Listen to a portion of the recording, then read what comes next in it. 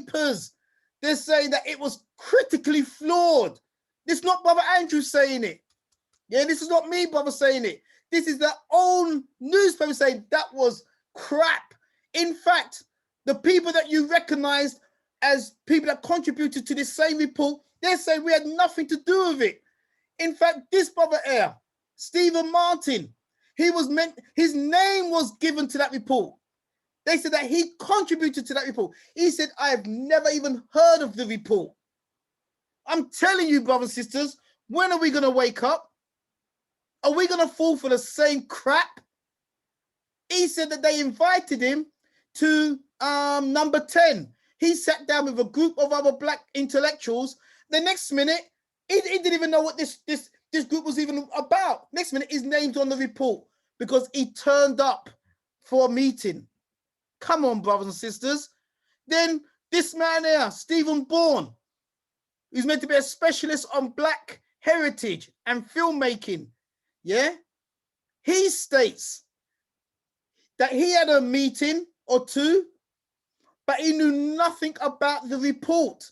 Next minute, his name's on there. And guess what? They've had to remove their names. It's a bunch of lies, brothers and sisters.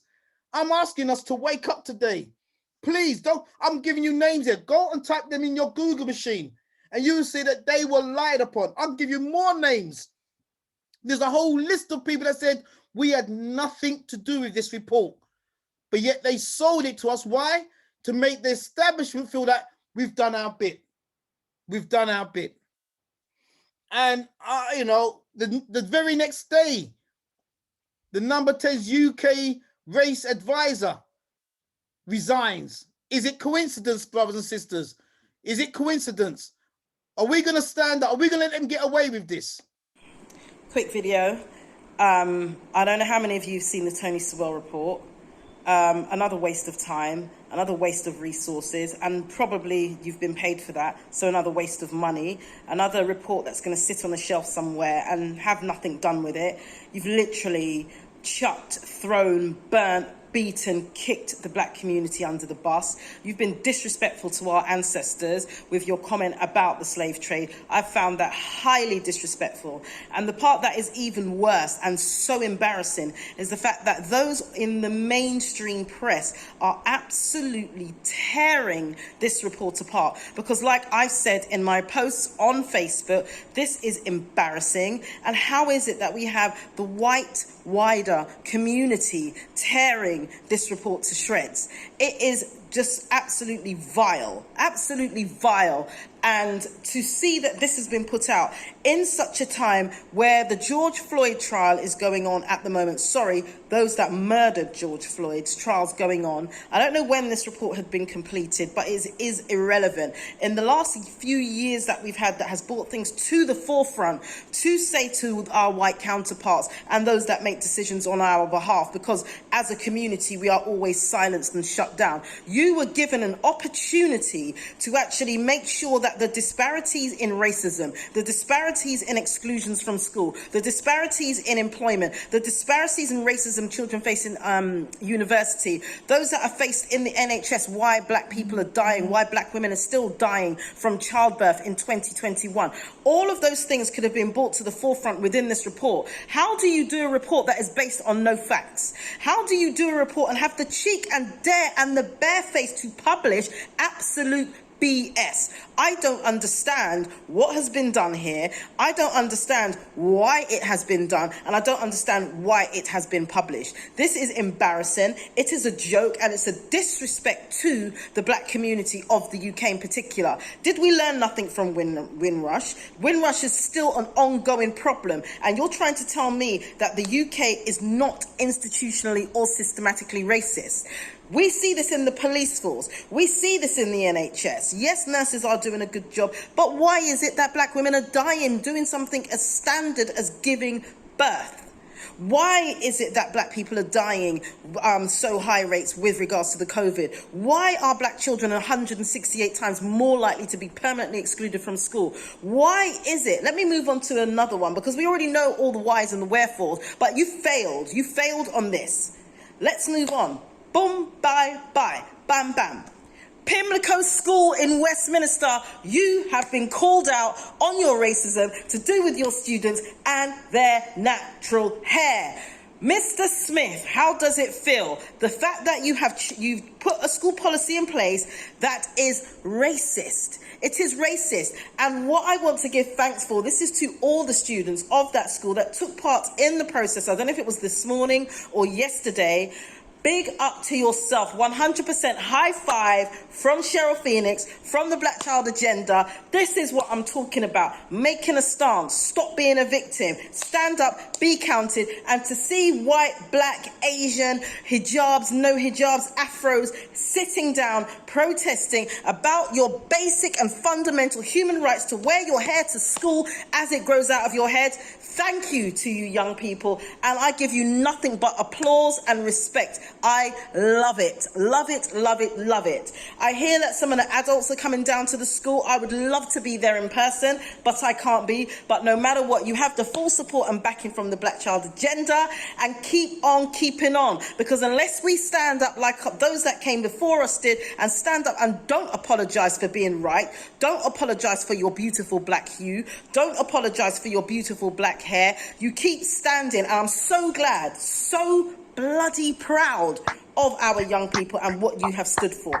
Thank you very much for also making my job a lot easier, but you keep doing that. If we were to do that in every school up and down the country when it comes to racism, discrimination, hair discrimination, size discrimination, religious discrimination, and also disability discrimination, then these schools will have to change. You and your racism will have to change, because do you know who's going to call you out? It will be the children, because our children are watching. Fire, burn down Babylon. Rumble, click, clop, brothers and sisters, stinking, smelly, and nasty. Don't get me started there, brothers and sisters. Yeah, Cheryl Phoenix ain't playing. Can't you feel there's a different generation taking place now? There's something different. Brother Kwaku, come online, brethren.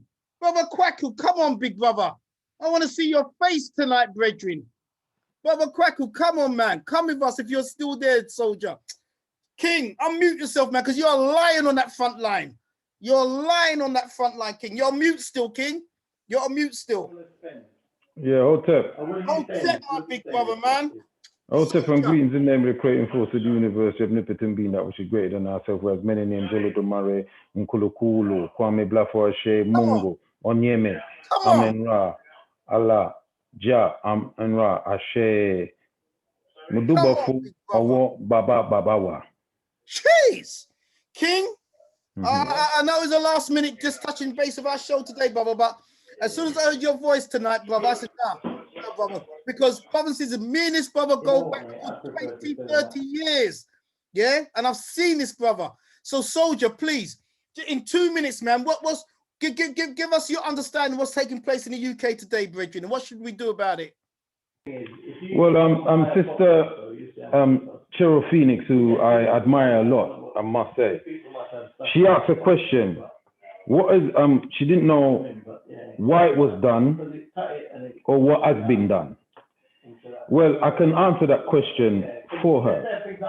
It has been, I'm sorry, you might hear talking in the background, but I'm still at work. Yeah? Yeah? What has been done is a total sabotage on the liberation movement in this country. That's what's been done. What has been done is a total attempted sabotage of the reparations movement. Yeah? What has been done is an attempted sabotage on the Stop the Maangamizi campaign. Yeah? And the annual African Emancipation Day reparations march. What has been done is the total destruction of the Macpherson's report. Yeah? Yeah? What has been done, yeah, and as you quite eloquently put out, Brother Andrew, they have totally dismissed what transpired only a few months, only a couple of years ago with the Windrush scandal. That is what has been done. Why? And she asked another question. Why has it been done? Come on. It has been done because the movement of reparations is a global movement and it's getting stronger. It has been done because people like you, Brother Andrew, has been Africating the people them and open up their minds, and the lobbying has been happening to the government for an all-party parliamentary inquiry into the Mahanga Mizi. You oversum it? It's never been done before. Why it has been done is because you got to add the dots up. You got to connect them. There's been 3 landmark decisions in 3 different councils: Lambeth Council, Hackney Council, and Bristol City Council. Yeah, where they've decided to lobby the government through the council now to look at an all-party parliamentary inquiry into the Mahanga Mizi. And all of a sudden, this report comes out. You understand what I'm saying? Absolutely, King. Yeah? You know, nothing has changed, Brother Andrew, since the time of those concentration camps that they kidnapped us and put us on. Nothing has changed. It's just that technology has changed. We still have the overseers in our midst working on behalf of the enemy to subdue anything that we do as African people to elevate ourselves. You understand what I say? And so that is why it's been done, and that is what has been done. I'm not wanting to take up too much time. If you want me to talk about something else, I'll do that. But you said very quickly. That's blessings, King. Brother, I need you back on the show, brother. I can see by the chat room, brother. Everyone just saying, look, we got Sister Maxine says 100%, Brother Kweku. We got literally Sister Kaz says, speak, speak, speak. I see you, my king. I mean, brother, Mr. K. Davis says it takes a nation of millions to hold us back. Brother Rampage says chest move, my brother. Glasmin says division. Brother, we need you back on the show, King. Yeah? Yeah, anytime, brother. Proper level. Yeah. But before you go, brother, before you go, King, please, in 1 minute, brother, let them know who you are, just for those who may not know who you are, and let them know about your shows that you have on Facebook and live. Prophet Meduti Kweku. Yeah, on GalaxyAfiwe.com, radio presenter of the Nubian Forum People's Talk Show. Thursdays 9 p.m. to 12 midnight, and Sundays 10 a.m. to midday. A SIBA at the Nubia African Community Foundation School, activist, revolutionist, past co-chair of the African Emancipation Reparations March Committee, and a whole host of other things. I know that, brother. Brothers and sisters, don't worry. The brother's going to be coming live back again. I just wanted him just to drop tonight, and I can see that literally you lot are just loving him. If you're feeling Brother Kwaku right now, if you're feeling Brother Kwaku, put some damn ones in that chat room. Brother, watch the chat room for you now. Put some ones down if you felt, man, brother's only been on for 2 minutes. Oh, look at the chat room, man. I could see it. I knew it was going to be that. I knew it was Brother Andrew, I must notify the people that I'll be within my show that I do on a Thursday evening. Every couple of weeks or whatever, I interview people in our community who's doing things, and you're the next one on board in the unknown heroes. Respect. Yeah. So we will let them know when that is, because when you look through your diary and you can come to the studio, you know what I mean? Because I know you're very busy and things like that. But we'll be interviewing you on that. Me and you've been comrades for over 30 years, ups and downs, my brother. We are still here to tell the Ashay. And link arms in unity, soldier. Ashay. Brother, we love you, King. Stay strong. Anytime, brother. You let me know anytime you want to come to the platform. But I know me and you, based on, I know my life ain't going to be worth living if I don't bring you within the next few weeks, brother. Anytime, brother. Just let me know. Just give me enough time, and brother, I'll come in. I'll rap with you and things like that. You know what I mean? And interesting enough, that film, They Live. Yes. You know, when we were growing up, in the 70s, going up through the 80s and things like that, you have to remember, there was a lot of films or series that they were putting on, telling us what they were going to do. Us. Do you remember that series called V? Yes, come on, brother. Yeah, come on. That's another. That was another movie, and there was and this was when I was at school. There was a drama that they had. It was a series, and it was about a virus that wiped out everybody on the planet.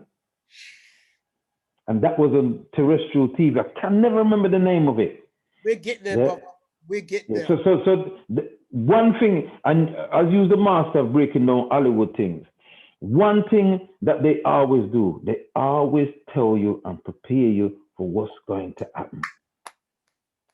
They always do it. Always. But as them say, none is as blind as those who refuse to see. Absolutely.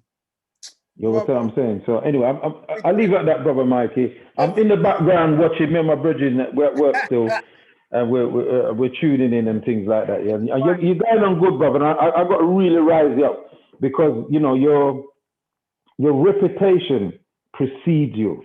Respect, King, every time. Yeah, your reputation precedes you, man. Big up yourself every time. Every time, King. Next few weeks, you're gonna do a double on the show, yeah? And big up one stop fruit and veg. Yes. Are they part of One Stop in ours then? No. Yeah. Based in South. Because that's another good food shop still, you know. Because I eat from them too. You know what I mean? Fantastic. But and we run a catering business as well. You know, so we're gonna speak on all of this. We'll talk about all of that. I might even bring my brethren join in with me, and then we can tell you all about the business and things like that. It's done deal. It's a done deal, brother. Yeah. Before you go though, brother, because a lot of people are putting down on the chat line, the chat line is just going crazy. If you can put down where they can a website or an email address for yourself, brother, if you can put that in the chat room, because a lot of people are saying, brother, where can we contact you? Where can we find out more? Yeah. Right. I'll put down the radio show and thing. I'll put down my email address and things like that. You know what I mean? Brothers and sisters, moving swiftly on.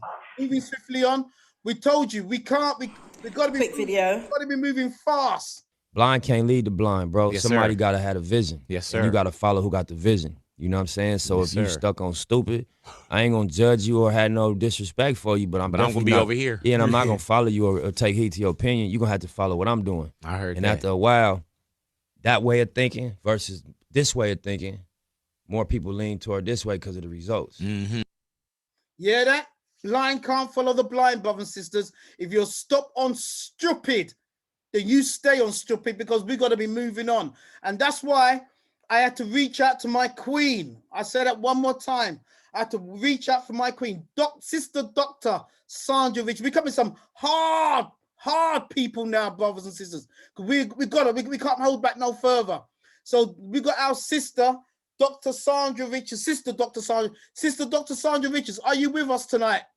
We've got nearly 500 people waiting to hear from you, my queen, because I don't want us to underestimate the impact of this one report. We can't overlook it. We've got to talk about it, and what should our response be? Sister Sandra, can we see you, my queen? Greetings. Oh, there she is. Family.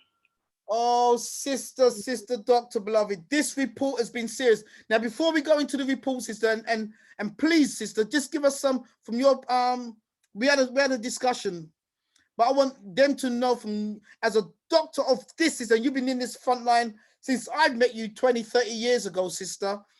What should we do as individuals and as collectives? But before you go there, sister, can you let the audience, because this is the first time you've been on my show, and if you don't believe me, brothers and sisters, you can ask this sister. I've been trying to get her on my show for months. I couldn't believe it. Now she is here, and that's why I'm like a little schoolboy in a sweet shop, brothers and sisters, because you can ask this sister. Oh my God, I've been begging this sister to come on the show, and God has now made it at this time. So, sister, Dr. Sandra Richards, please, before you go into your main part, who are you, sister? Blessed love. I'm a child of the Most High. I'm an African woman in the diaspora. I give thanks. I'm I'm just like everybody else here. I'm an African child of the Most High. I'm an activist. I'm an activist, and I'm outraged. And it is a gift and an honor to be here with you this evening. I want to, before I go any further, just to send my condolences out to the parents of our young African son who has been found Thank you, with a sister. tear. We want to just make sure that we recognize them at this time, because Shame. the biggest crime that we have committed is living while Black. Teach us, sister. Teach us. Teach us, sister. You living while Black. I'll share with the family a little bit later and answer some of the questions, like our brother King Kweku. I'm in full agreement with him. You know, this is not new. And let us be clear, this is not new. Sometimes we're seduced by the words and we live in a space called hope. We hope that things are different, but actually there's a lot that's very similar to a time gone by. And that's what I'm going to be speaking about, because I think until we really acknowledge that, we will continue to be harmed, traumatized. And all they have to do is find somebody who looks like us. Come on, sister. A bag of utter, complete. Come on, sister. This report is discredited. This report disrespects us and our ancestors. And it is very clear. I mean, as you used some terms earlier on, I found myself smiling and I almost had to put myself in check. But terms like old sellout Negroes, just, you know, it's a very hurtful thing to have to say. It is. To remember that this is not new.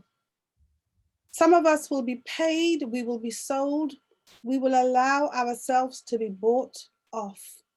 Now, sis, can I just come in 1 second? Sister Melissa says we need Dr. Sandra back on this platform. Don't worry. Today's just a touch. She will be back, and she knows I'm not going to give up. And one sister's put down, should we be giving this report oxygen? Now, how would you deal with that, sister? Because, you know, are we giving it oxygen? Because me, I know I can respond to that a certain way. But sister, are we giving this report too much oxygen? Should we just leave it now? I think it would be very dangerous to leave it. Dangerous. Come on then, teach us why. Because first of all, this report, if you examine it, and I'm an academic as well, so as I looked at some of the background to the report, and then I learned that people associated with the report were disassociating themselves from it, it's clear to me that this report will do harm if we do not respond appropriately. Now, it's not to say that we should just all get together and grumble. I think we have to respond appropriately. Come on. Everything is energy. Everything is energy, and we are a powerful people. So what we should do is harness our energy and have a concerted, coordinated response. I have some thoughts on that I'll share shortly, but certainly we cannot allow this to pass. Every time a perpetrator does something and we stay silent, we collude. Every time something happens to us and we don't resist, the people who are causing the offense believe that they can just continue doing it. Yes, we're tired, but sometimes we just have to be wary, take another breath, take another step, and do what we have to do. This cannot be allowed to pass without the government and the author and the people associated with this. Come on, sister doctor. Understanding how disrespectful this is. Come on, sister doctor. And how we will not tolerate it. So I'm happy to share a little bit more, but please, we must absolutely respond to this. The government must feel our response. The author must know that if he moves among us, he needs to have people with him, because we don't recognize and we don't welcome this kind of behavior. When we have bad behavior in the village, I love you, sister. Come on. we deal with it. This is not okay. This is not okay. So, you know, I'm trying to stop myself from attacking an African man, but if an African man is not well and he's been let loose and he is taking money from the enemy, somebody has to stop him. Come on. Somebody has to stop him. And so we do have to have a response, a concerted, definite, targeted response. Come on. He has to know that he has to apologize. The government must apologize. It is not okay to come around, and I don't even think he spends a lot of his time here. That is the sad thing about it. It's a bad thing, sister. His nest is furnished and he doesn't look hungry. Hey, And come so on, it's sister. very, very inappropriate to make a vulnerable people more vulnerable by being the front man, being the poster boy for this kind of disgusting report. People have lost their children. People have lost their husband, their father, their wives. We're being shot, we're being arrested, all sorts of things are happening. And then you author a report to say that the UK should be the model of race relations across the world. No, no. You need some doctors on the platform, someone who can diagnose and maybe treat him. And he should be put in isolation. And his phone and his typewriter and every form of communication should be removed from him until he's in his right mind. The government, we expect this from, but we don't expect this from our own. We don't expect this from our own. It's not acceptable. Not acceptable. Thank you. So, sis, you know you're gonna have to come back on, but what should we as individuals and or as a community do then? Because you're right, we don't attack the man physically, but we got to attack what he represents and his ideology, because it's dangerous to us and our children and our future generations. We understand that now, sis. So what should we do as individuals and as a collective, my beautiful queen? Okay, so I've had several discussions about what should be done with people who are, I would argue, perhaps more knowledgeable and certainly definitely on the front line. And a lot of people are wondering if, as you ask, should we give oxygen to this? The report is being discredited as we speak. That's the first thing. The government should hear from us, not in a very tidy way. And, you know, I am fortunate enough to have associates that I really respect who have come forward with some ideas. In fact, I've seen people who are mild-mannered become quite incensed. And suggestions that have come forward include this online petition thing that we do. And that's all very well. But an online petition will land very neatly on the desk of an officer, and perhaps the Prime Minister and the author of this report will know nothing about it. What we need to do is to be writing to Downing Street. We need to be registering collectively and individually our displeasure and our rage. We need to be registering with the Prime Minister. I believe his name is Boris or something of that nature. Yes. He lives at number 10 Downing Street, in case anyone wants to know.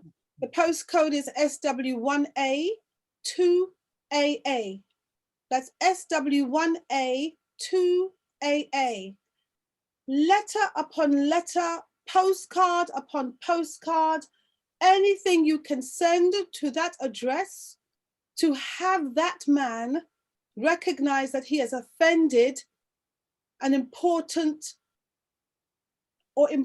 members of this society. In fact, this membership have given their blood, sweat, and tears to building this country up, and we demand respect. We demand an apology. This is a mistake. And maybe he just needs to be advised that this is a mistake, because he may have got confused when he saw someone who looked melanin rich and thought that he represented all of us. Somebody referred to this person as sewage. I think sewage, was that the term I'm used? sorry, dear. That's the term I use. I do. I'm Right, sorry. okay. I'm okay. sorry. I'm Okay, sorry. don't be sorry without sorry. No. apology. No. You know, we have to recognize that we have been harmed again. We are being attacked again. This is not an error. Researchers don't do the work that we do and make this kind of mistake. That the people that we have acknowledged in the report are now disassociating themselves with the report. There's something wrong with the methodology if the people involved in it don't know they're going to be involved in it. There's something around ethics. There's something around intention. There's something around harm. And there's something around actually maybe more than 30 pieces of silver. I don't know. Yes. They say they sell out Marcus Garvey for rice and peas. They say that certain people feel that they can, just because they've been given a title by an establishment, that they no longer belong to a community. I hear that this gentleman hails from what he calls a quaint village called Brixton. This man should know better. He clearly hasn't spoken to the community on purpose. But on purpose. This is not an accident. This is on purpose. This report was commissioned by the Prime Minister to say what the Prime Minister once said. And someone or some people would have been paid handsomely for a very clumsy job. A very, very clumsy job. So let me just say, I urge anyone in earshot to find some paper, a stamp, and address their correspondence. It doesn't have to be long, to one Prime Minister at 10 Downing Street, SW1A 2AA. Make the Prime Minister and the author know that as members of this society, we are not represented by this report. No. Let them know that it's been published and it is being discredited by the media, that there is international outrage. The African diaspora are unhappy and are gearing up to respond collectively to this. We have to take our power. We have to recognize that we have the power to make a difference and register our displeasure. Let us use social media. We have some very clever people among us. Let us use social media to send messages to 10 Downing Street, to the government, and to the author and the associated people. We are offended and we demand an apology. Sister, you have to. Brothers and sisters, I'm not even going to ask you to put down the ones. Because this sister, I can feel her spirit. She's in a very serious mood. And in a war, I mean, if you notice, it's smiles, hugs, and love. But now we've met her, she's in a war stance, brothers and sisters. She's in a war stance. And we're getting ready. Sister, we need you back. Yeah, time has gone, but we need you back, sister. And not even just about this. Yeah, this is serious. We got to deal with it, and we ain't leaving it behind, sister. But I know that you are a wealth of spiritual as well as realistic knowledge. Okay, that I know that I want you to be on this program regular. That's what I'm saying, not just a one-off. I need you now, and you know, I've actually said this to you before today kicked off. Okay, beloved. I know that people. I saw a comment. I know. Sister E, was it Eve Lightning Cosmic Energy? She says, "Should we give?" Oh no, sorry, that's not the one I wanted to read out. Another says, Valerie Clark says, "We need to do our own report." Now that's quite serious, sister. You know what I'm saying? Because I want to say to Sister Valerie, yeah, with our queen on the line right now, and there's over 500 on sister. Look, brother, there's over 500 of us on this platform. Do you know what 500 could do? Do we appreciate that a revolution can start if just 1 or 2 people come together? There's over 500 of us listening to our Queen Warrior tonight, Sister Dr. Sandra Richards, because you're right. And those of you who've been on our platform before, you know we are not just into retaliation or we just keep responding to what's been done to us. But brothers and sisters, you know, a few weeks ago, I mentioned that we're putting together the State of the Nation conference, yeah, whereby we get our own experts. And Sister Sandra, I want you to be with us on this day. I'm going to give you the date, the 29th of May. We're doing an all-day platform, and we are going to feed the nation. We don't need Tony Sewage. We don't need any of those other people, because we are going to look at those who we see that have been working in our community. Brothers and sisters, we're going to have an all-day event. And please, Sister Sandra, Dr. Sandra, if you can be with us on that date, because we need some marching orders from you. And we want your specialism on this platform, okay, sister? But those who've already agreed, brothers and sisters, put the 29th of May in your diary. It's a Saturday. It's a bank holiday weekend. And we've already got people like Lee Jasper. He's going to do an address with us dealing with political activism, the state of the Black nation in the UK. He's going to be speaking on the platform about political awareness and political activism. We also have Leon Marshall, who's going to be dealing with health and science. See, these are people that we know. These are people that have been working in our community. We don't need no UK report from number 10, but yet they're going to see a response from us. Yeah, that's what Sister Sandra's also saying. We do our own, but they're going to see when they've upset us, man, because it's dangerous what they're dealing with. On that day, we got Robin Walker, one of the best historians on planet Earth. He's going to be on this conference day. It's going to be an all-day event. We've got the experts in our own community who are going to be with us. State of the Nation. We've also got Lady Adele, who's going to be speaking about education on that day. Our own State of the Nation. We've also got to have Sister Charmaine. Come on, brothers and sisters. This is the top, all on one day. Going to be speaking about the economical structure within our community. We've also, oh God, he doesn't know what he's done. He doesn't know what he's done. See, God is using him. You see what I'm saying, brothers and sisters? That's why I'm not going to personally attack him. Because you got to understand, we need manure. We need doo-doo in the garden as a fertilizer. See, manure can sometimes smell nasty, can look nasty. But you know that if you know anything about gardening and farming, they will order manure to get the thing growing. This report was absolute manure. But now look what it's done to Dr. Sandra Richards. It's caused something to grow within her. And it's caused many of us to grow. And sometimes we need this. So to me, God is using this man wisely. A lump of manure in front of us so that we can start growing again, brothers and sisters, and start uniting.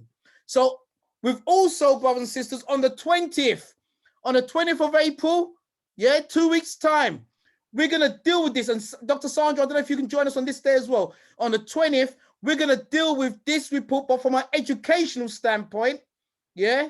And we've got already one of the top, this brother here is Dr. Mark Richards of Imperial College, one of the top scientists in the UK. He's going to be on this platform in 2 weeks' time, and he's going to destroy this report from an educational point of view.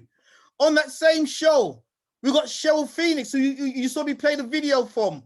She is on another level right now. She's going to be on this show in 2 weeks' time. And we've got Sister Carol Moraine, one of the top youth developers in the UK. And she also worked at Pimlico School too. So we're going to have some inside information of what's taking place. And then, brothers and sisters, if this is not going to be hard enough for Israel, last week we had Sabrina and her family on the platform. Oh my God. Do you remember this last week, brothers and sisters? They were like the Jacksons. Yeah. They are a family of education. Sister Sabrina's going to be with us. with her children. Watch them in action, man. They're fantastic.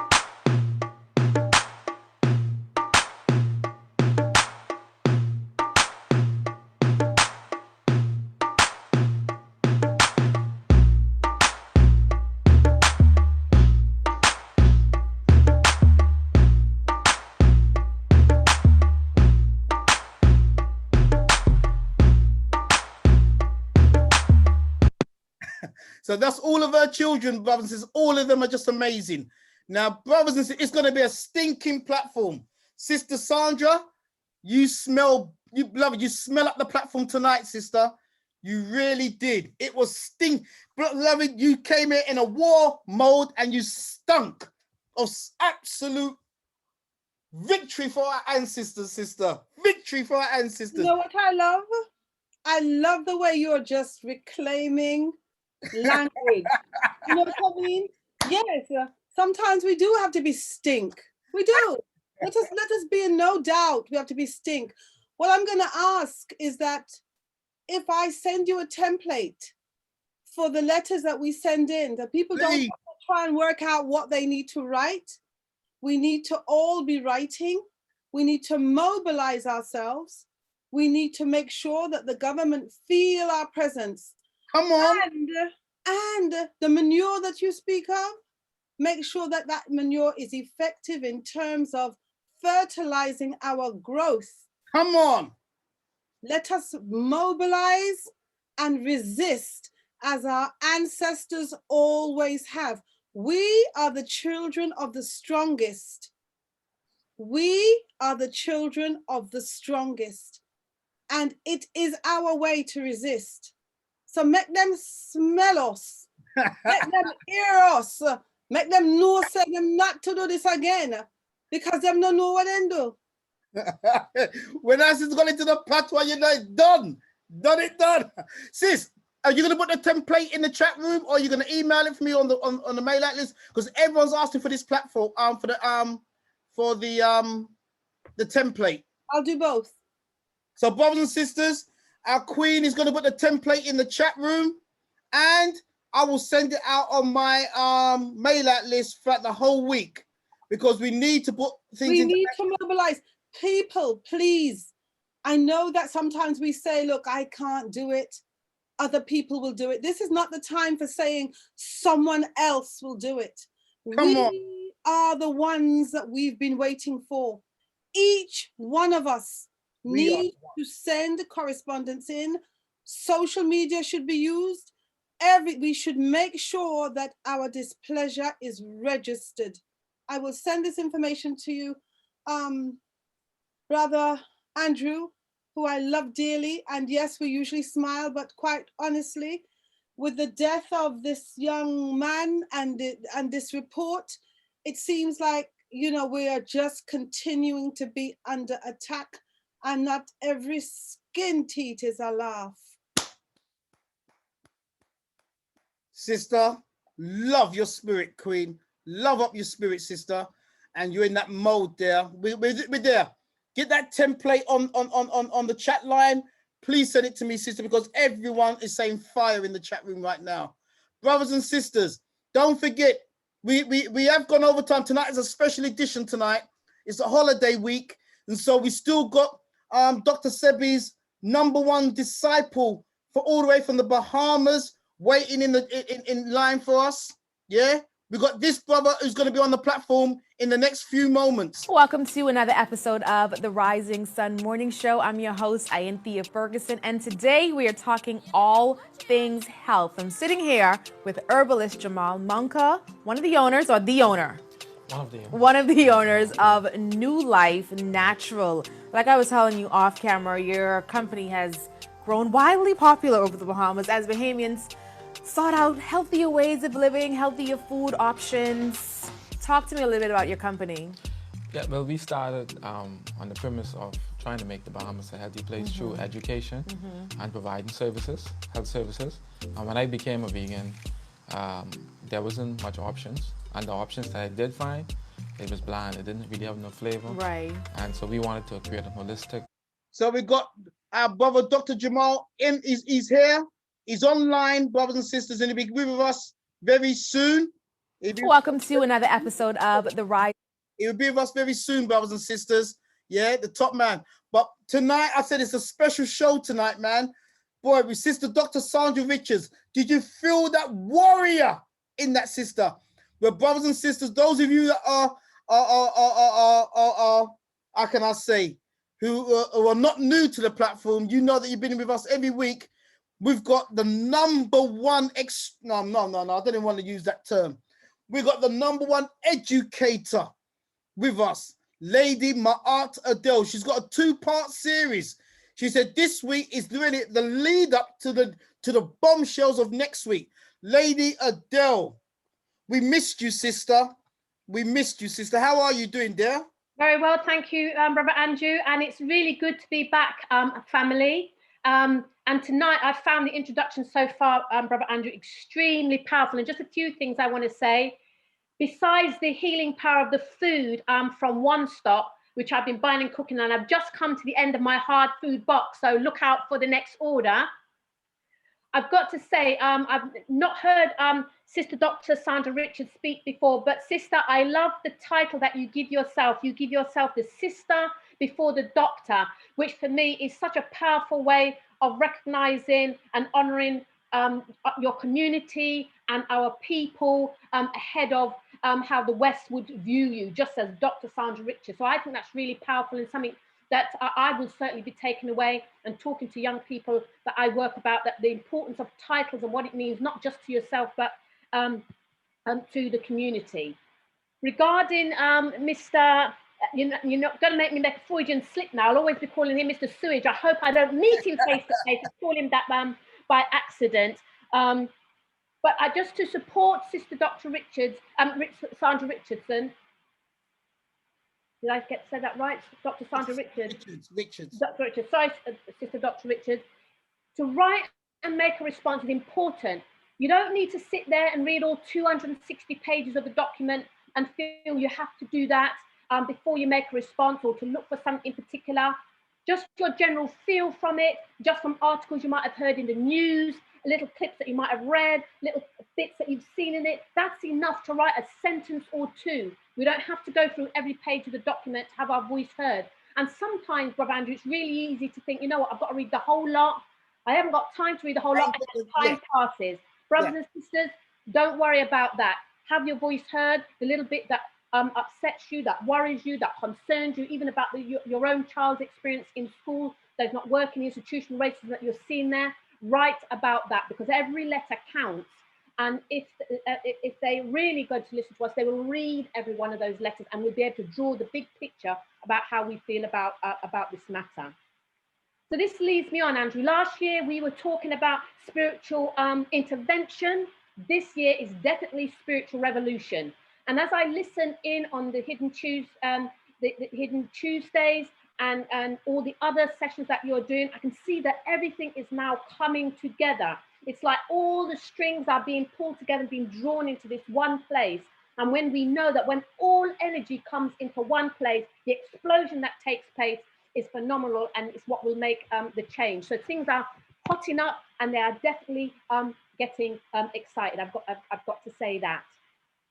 So I'm going to share my screen now, Brother Andrew. Oh, yours, I've got to say, brothers and sisters, that Brother Andrew's limited me on time, so I've split the session today. So some of it is a recap, but I'll explain as I go along. Thank you, Brother Andrew. Let me try and do, oops. Oh. Right, I'm going to share screen. All yours, my queen, Yeah, all yours. it. Brothers and sisters, Lady Adele is back. Make sure you got your notebooks, pens, and everything ready. So, yes. So during my absence, brothers and sisters, I was planning to look at critical race theory. But on my journey to that place, I was getting more involved in that whole Hegelian dialectic that I was looking at about a month ago, and the critical theory. So I had to go back into there to wade through in order to get to the point of critical race theory. But as a result of that, I started to realize that we're not ready to go there yet. And that looking at critical race theory so quickly would become a distraction when what we actually need is a fuller understanding of the philosophy that is shaping the world around us. And I think the last time I was on, I was saying the importance of our young people to look at philosophy, our own Ma'atan philosophy through the ages, to understand why we are where we are and how we are going to move forward, because it is philosophy that is driving and psychology that is driving the engine at the moment. And unless we get onto that engine, we ourselves are going to struggle and just be fighting these little warfares along the way. So that is my kind of key thing today. And so I want to use this title, Start With Why, and it's a play on Simon Sinek's book, Start With Why. He wrote a book about starting with why, and this really is the key to everything I'm going to say today. Now, this quote here from the Honourable Marcus Garvey: "If the Negro is not careful, he will drink in all the poison of modern civilization and die from the effects of it." And this, I felt this quote was so valuable, because as we go through this series now, these moments of insight on critical theory in particular, we will need the protection of our ancestors behind us, because it is a quagmire, it is a real powerful force that is really holding us in society as a chain. And critical theories will take no prisoners, not even their own, to get to their own ends. So for me, this was like a prayer and a reminder that if I drink in this poison, if we drink in this poison of modern civilization, we will surely die. Now, those of you know I come from education, and what they used to say back in the day when I was ahead of the year, they used to say, when Miss Stedman goes quiet and her hair gets all messy, beware, keep out of her way. And I was thinking about that as I was preparing to come on this evening, because the things I'm going to say today, it is a pen and pencil thing. The great thing about our ancestors and our griots is that they had that memory. When it's in our mind, it cannot be taken away, and we can act on it. When it's written down, when it's in a book, when we record it, we know we can always come back to it. And sometimes it may not be there when we come back to it, or it may be gone. So we need to start as a people, start developing our memories once again, so we can remember what we pick up along the way, and we can remember the essence of it, and not rely just on a recording or a written book. We now have to become what we are looking at. These sessions are not about entertainment. It is about that call to action at the end. And sometimes if we're not given the call to action, we need to reflect and say, what is the call for action for us? Right, now it's not gonna let me move on. Okay, so stay with me. I'm gonna go around a few houses to draw everything together. So I come out of education, and within education, we say pupils think the day ahead. We tend to say that teachers think a week ahead. The middle leadership team, that could be heads of department, heads of year, we say they think about a term ahead. Head teachers or the leaders of academy trusts, they think about 3 years ahead, because that's roughly the cycle of Ofsted. In the world around us, governments think 2 terms of office ahead. Global corporations, they say, think about a generation ahead. Secret societies and powerful families, they say, think generations ahead. And it's said that these secret societies and these powerful families, they think up to 120 years and ahead. And I read this quote here: the prime movers in notable crisis situations are always dead long before such things begin to show. And the brother Kwaku was saying that back in the 70s and 80s, they were putting in movies what was going to happen to us today, or stuff that was going to be instituted. So these things are very true, and we need to be aware of this, and we need to have a full understanding of the power of the system within which we are working, we are operating. So stay with me. I'm drawing in the different strings, the different ropes from all different angles. Now, if I was to ask, what is the one question that little children ask that really tests us as parents and even annoy us? And I would say that the majority of us here would say that question is why. Now, the thing about children, they don't stop at the answer. We give them the answer to why. And what they do, they probe deeper and deeper. They ask the why of the why. And before we know it, they're pursuing the original why question to the point where we as adults are either forced to lie to give an answer or come up with some myth, or if we're brave enough to actually say, we don't know. But why do little children do this? It is because it is their innate need to understand the world around them and to find their purpose. And according to the Honorable Louis Farrakhan, he says it gives meaning to the birth, to the pain of the birth that they went through as babies. The scary thing is, though, is but by the time these young children become teenagers, they stop asking why and accept the world as it is given to them. And even at further education and higher education levels, the young people are not asking why, they're just accepting the information that is given to them. And again, the Honorable Louis Farrakhan says he describes the outcome of this education as something that is still not setting us free, but in fact entraps us more. Because freedom is all about chasing that why, so we can improve the quality of our life. And if the quality of our life is not improving, then the why has not been addressed. So let's just think about this holiday. Let's think about COVID. How many of you here, brothers and sisters, decided, you know what, I'm going to paint my room? And if you did, or you wanted to paint your house or do your garden, it wasn't just because you wanted to freshen up the place. You wanted to freshen up the space for yourself. And within our workplace even, I mean, education, at the start of each year, as a school or as organizations where we work, we always kind of set goals, where we want to be, what we want to achieve. And Stephen Covey refers to this as starting with the end in mind. Where do we want to be? That is our vision, that is our goal. And so our vision is something that we need to be starting with. And Simon Sinek, in his book, Start With Why, he talks about the golden circle and the importance of the process of decision making. We know how to do the what, and we know how to do the how, but the why is something we're not good with. And the why is about that decision. It's about our purpose, our cause, and our belief. My purpose is to, within education, is to give life opportunities to young people. How am I going to do this? I'm going to do this by teaching, by training myself. If I'm going to paint my house, I'm going to do this by getting in decorators, so I know how I'm going to do it.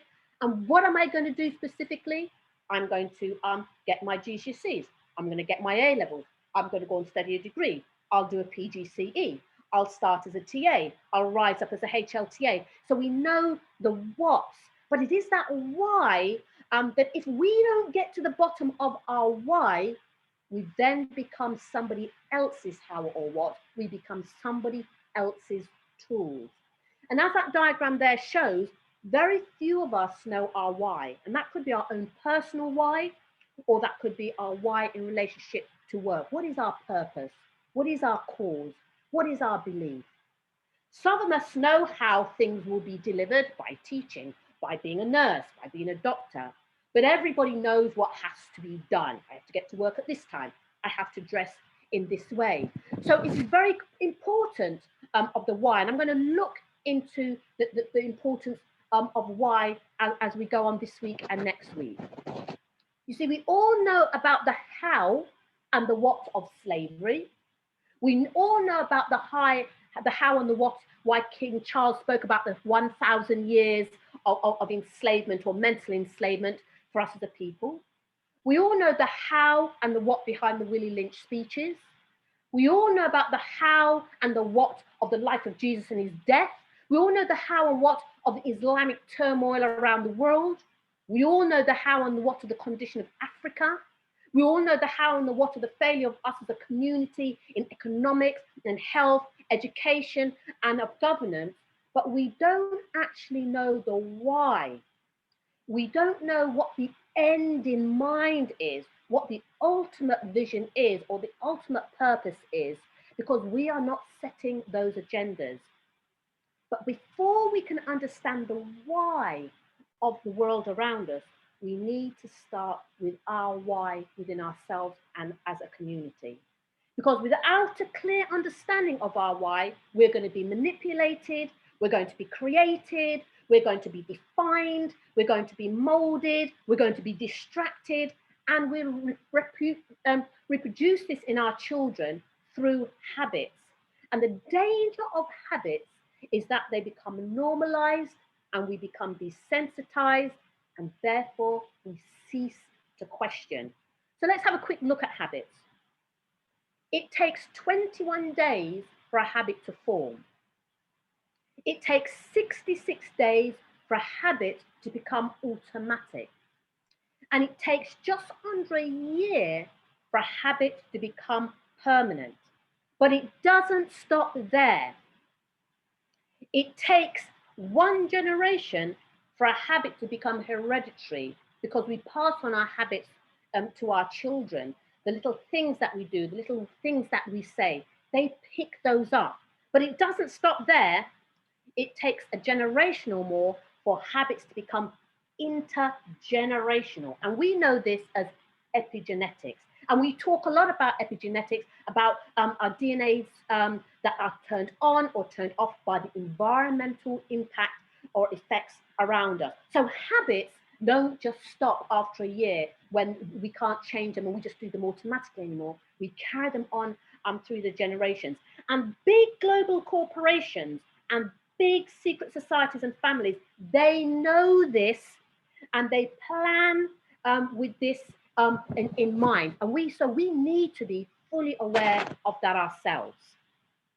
So in the times of Kemet and all the way up to the start of compulsory education, the pupils or the students were taught to think and infer. This is what we call the critical thinking, not to be mistaken with critical theory. This is critical thinking. And why is it critical?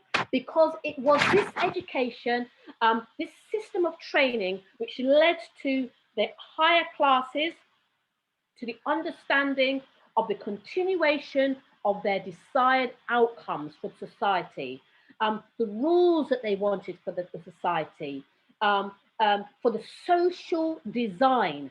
And this involved matters of warfare. How will we protect and secure our society, our civilization? It was education of philosophy. What is our education system going to be thinking? What is the behaviors we want from the people within our society? Then education was about religion, the spirituality, the role of the family within our society. Then education involved the arts. What is the culture that we want within our civilization? Then education was about economics, infrastructure of our civilization, the trade that we want to have. And education was all about communication. How do we keep our records? How do we negotiate with others? Now, all of these educational subjects were inseparable. So starting from way back in Kemet to Timbuktu, right up to just before we went into formal education. So we're talking about the Oxford, the Cambridges and the York, the Andrews University, where we had the higher class thinking people in modern times, and the priests in the earlier times. These subjects were inseparable, and because the whole had to be seen and the whole had to be understood. But what do we do in modern education? Now that everybody has to go to school, we break these things up into individual subjects so nobody understands the bigger picture.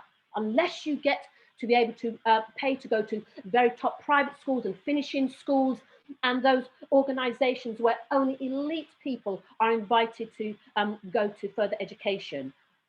In the time of Timbuktu, we knew it took 40 years to complete your education. Jesus, we know when he went down into Egypt, returned back to Jerusalem after 30 years within the Egyptian education system. This must tell us something. I work in education, and we barely tell young people how each of their subject areas or the topics that they're learning fit into the real world. And that is because the education system is not about the bigger picture. It's about keeping children in this isolated understanding of things so that they cannot ask the right questions to get into that decision-making process that will change their world and set them free.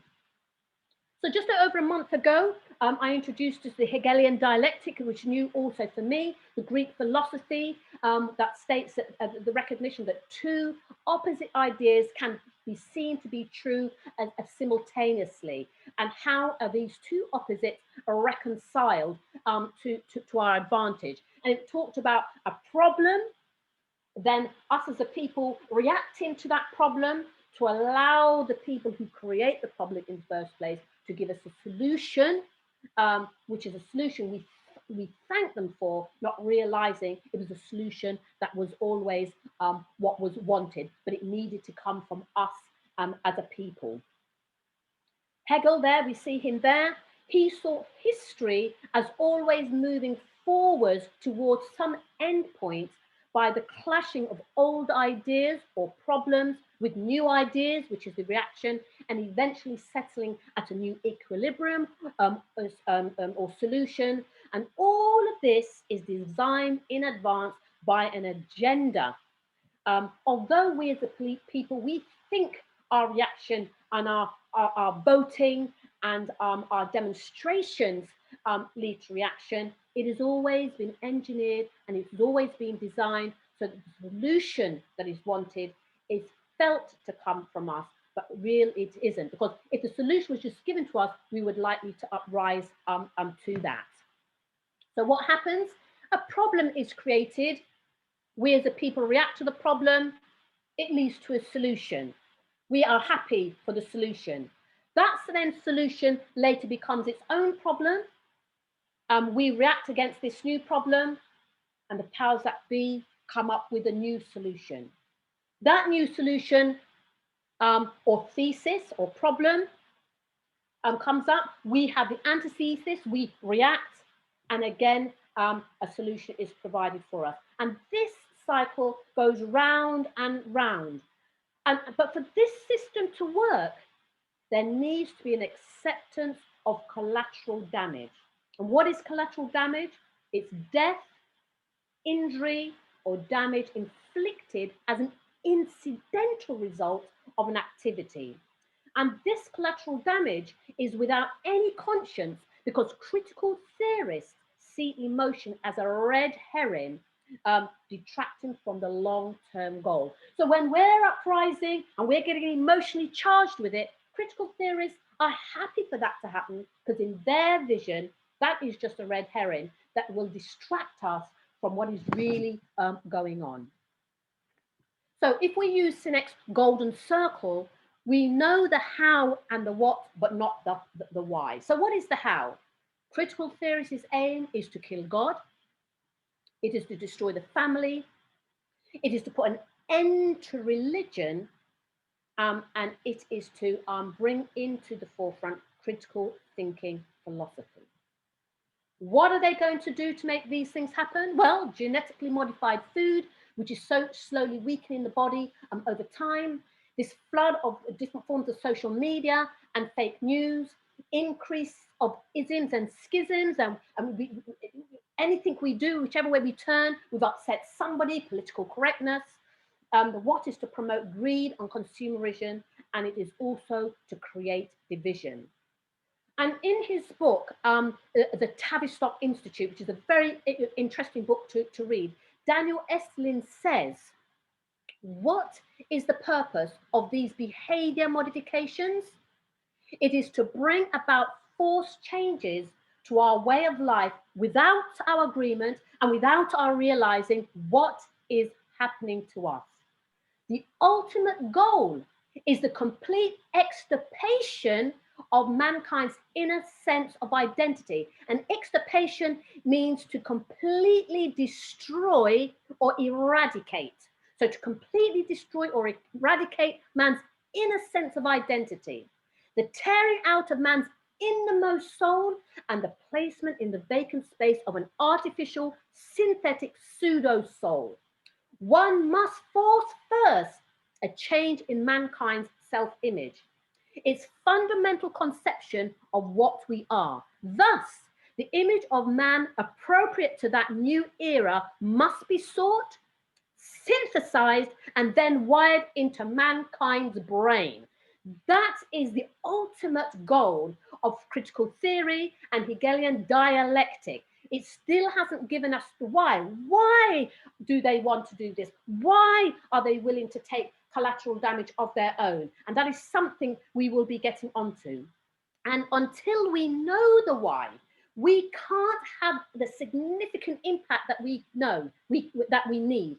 We can only but chip away using guerrilla tactics. So Hidden Truth Tuesday is a guerrilla tactic. It's coming in and chipping away at this big force that is whose sole purpose is to destroy us as a people at the risk of destroying their own. So that is why I couldn't move on to critical race theory just yet, because we still don't fully understand the weight of what underpins and lies behind it.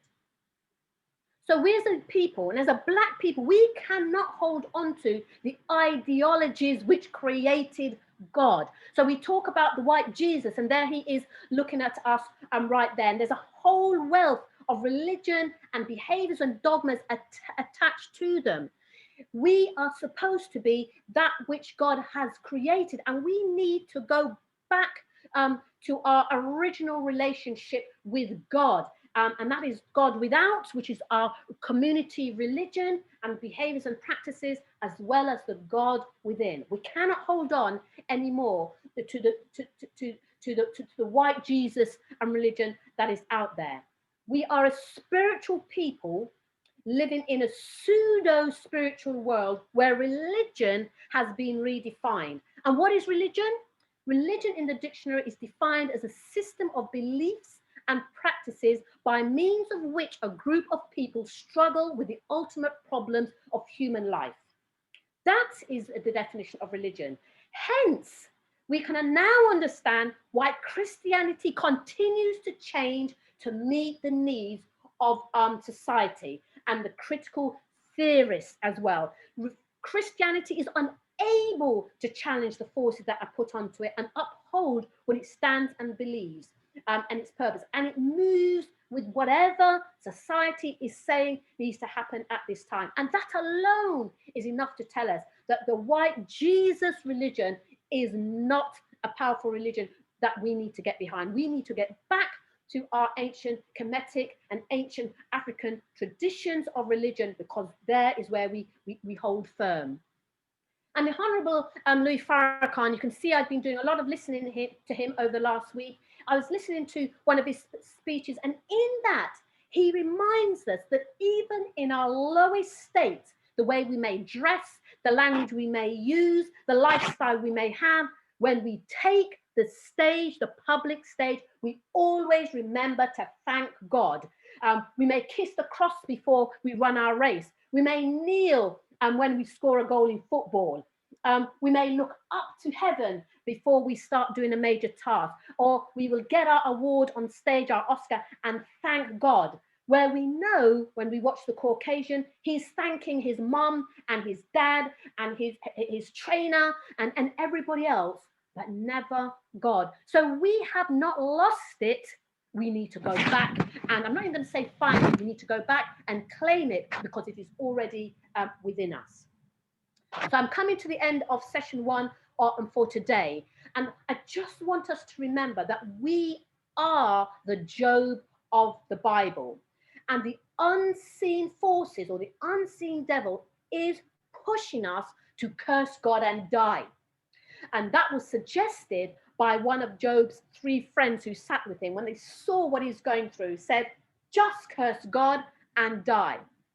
You see, God had accepted the devil's challenge to try and break a man of God. And of the 3 friends who sat with Job, it was the youngest. And Sister Dr. Richard spoke about this, and the other sister whose video we watched spoke about this. It was the youngest, it was the youth that proved to be the most faithful, the most spiritual, and having the third eye awareness. So will it be our youth who save us? Can they save us and continue the journey on if we're not preparing them and exposing them to the real world? I'm talking about real with a capital E, R-E-A-L. And I say that we are the artificial intelligence with our synthesized and engineered identities and spirituality. And we need to crush this and reclaim ourselves. And this is why it is so important to teach not just our history, but also our ancient philosophies and ideologies, because it is a philosophy that will change and bring us back to the real world. It's not about money or how much education we get or being a doctor or being a lawyer. We need to understand the Caucasian philosophy because it will lead us to the why. But we can only do this if we are wearing the armor of our own philosophy to protect us. And this is why, like I said, I've not gone on to critical race theory yet. We need to be armored with our ancestors. We need to be armored with the third eye awareness. We need to be armored with the spirituality and philosophy that comes from our ancient tradition.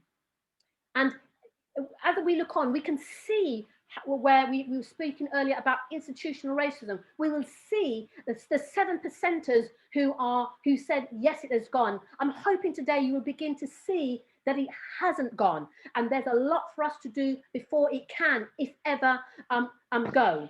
So I'm going to stop here for today. And I want to end where we started. So next week, we are going to look into the foundations of the principles of critical theorists and why it underpins all the decisions and actions that are taking place today.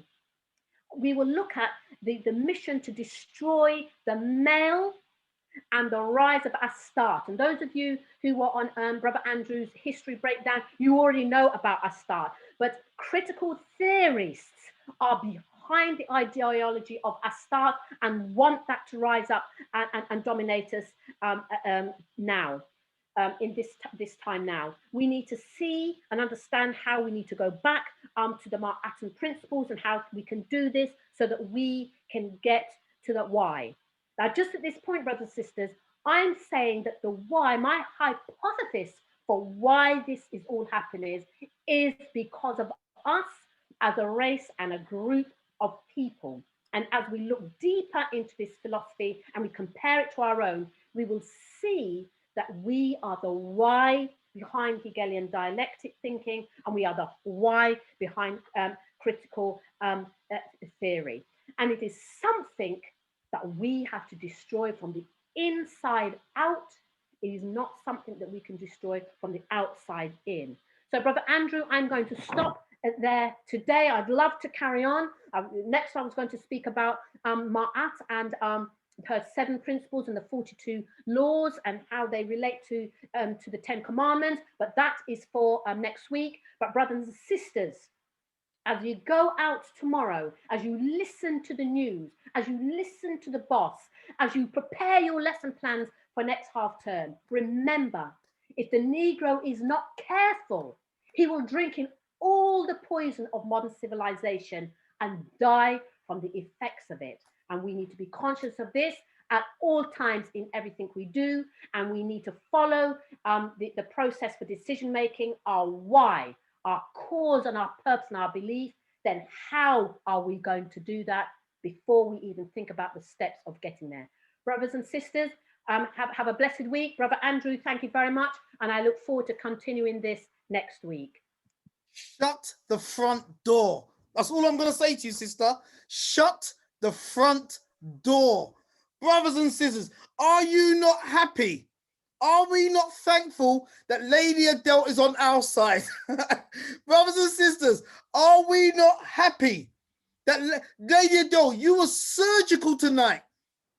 After coming after Sister Dr. Sandra Richards, I mean, just having you two on this platform. Oh my God. I'm saying it now, brothers and sisters. At the end of this month or the beginning of next month, I'm going to have an all sisters platform because sisters, you are pregnant tonight, brethren. And I'm going to shut up on that day. I'm going to shut my mouth. I'm going to shut my mouth, Lady Adele. And I want an all sisters hidden truth because you sisters are ready. You sisters are ready, man. It is stinking. It is smellified. It stank with absolute truth. Lady Adele, I can't wait till next week, man. And you're going to be dropping my art and you're going to drop in the laws of my art too. I mean, sister, you spoke about what's happening today. And warning is mercy. Warning is mercy. Brothers and sisters, if you're feeling Lady Adele, put some damn ones in that chat room, man. Let the sister know. Lady Adele, we thank you so much, my queen. You stay strong and keep up the great works, man. We can't wait till next week. And next week's you and Bino. Oh my God, that's going to be like a reunion of the greats, man. Brilliant. Thank you very much, Lady Adele. One love. Okay, brothers and sisters. Woo! There's still 500 of us still on the platform. Oh, brothers and sisters, come on, man. We've got our main keynote speaker today. Oh, gosh. Today, I think I fed you lot too much. Wow. Come on, brothers and sisters. Tonight, let's show love to our brother Richard and his dear mother and family. You know, Lady Adele has fed us, but let's always remember that this ain't a joke day, brothers and sisters. Our brothers, our young generation are going through some stuff, brothers and sisters, that we can't leave them. And the work that we're doing on this platform tonight is so that we don't ever lose a young soldier like this. We don't ever lose a young that is so worried about his future. Oh no! When I heard the news last night, brothers and sisters, as a man, I wanted to cry straight up and down, man, because I can't imagine his mother receiving that information. So, brothers and sisters, let's dedicate tonight to this brother. But brothers and sisters, 500 of us still on the platform. We're gonna go to the Bahamas. We're gonna meet a man. Oh my God, we're gonna meet a man tonight. #1 student of Dr. Sebi. I never had a chance to meet Dr. Sebi. I personally believe that he was taken away from us. This man was too dangerous. And they couldn't do this COVID stuff with this man amongst us because he will be exposing the lies. He'll be exposing these people. And this is the man. Encourage each and every one of us. It's not the easiest thing to do is to change our diet, but, you know, one step at a time. You know what I'm saying? And so, again, I personally know individuals from diabetes, again, and just recently heard someone in the country just got reversed from HIV, you know what I'm saying? So definitely this is the real deal. What's gonna help you, it's not, your body's not gonna repent for you. We gotta change our diet, and that's just a fact. We perish because of lack of knowledge. So you guys are in the right room. I want you to give yourself a round of applause for investing into your life. Thank you guys very much. Be blessed.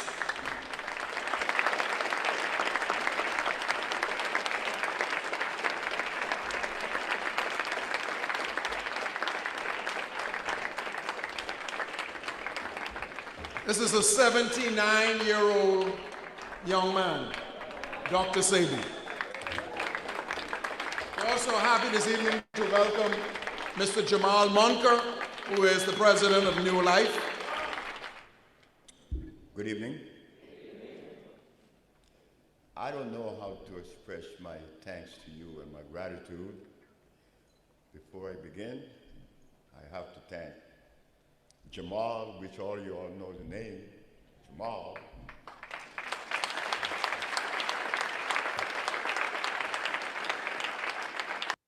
So brothers and sisters, you heard Dr. Sebi himself. talk about this man. And he said he couldn't thank God enough for this man. This is the brother we've got on the platform. Now, before the brother comes on, because I'm going to shut my mouth and turn my camera off soon. Brothers and sisters, especially for those outside of London, put down what city you're listening from. Put down, I want the doctor to understand that he's not just speaking to London. We want him to know that he's speaking to brothers and sisters around the world. We've got Leeds, we've got Slough, we've got Northampton, we've got Coventry, we've got Manchester, we've got Ipswich, we've got Milton Keynes, we've got Brumtown, we've got Buckinghamshire, we've got Reading, we've got Drayton, we've got East Grinstead, we've got Toronto, we've got Essex, we've got Huddersfield, we've got Bristol, we've got Kingston, Jamaica, we've got High Wycombe, we've got Ghana in the house, we've got Maidstone, we've got Brockley, we've got Windsor, we've got Birmingham again, Wolverhampton, Wellingborough, we've got Penna. Oh, come on, man. We've got Basingstoke, we've got St. Lucia, we've got Poland, we've got Paris, we've got Streatham, we've got Walsall, we've got Surrey, we've got Forestdale, we've got Leigh-on-Sea, we've got Gravesend, we've got Surrey, we've got Harlesden, North Wheezy. Oh my God. Dr. Jamaal, are you with us, my king? The list is going. We've got Lewisham, we've got Dubai, we've got the Middle East in the platform. We've got the Middle East, we've got Manchester. Oh, brother, we thank you for your patience, King. Dr. Jamaal, we thank you for your patience, King. Greetings, greetings. Greetings all the way from the Bahamas, King. Thanks, brother. Everything is great. Can you see me? We can see you. There's a slight echo. I don't know if you've got two devices on, but there's a slight echo when I'm speaking.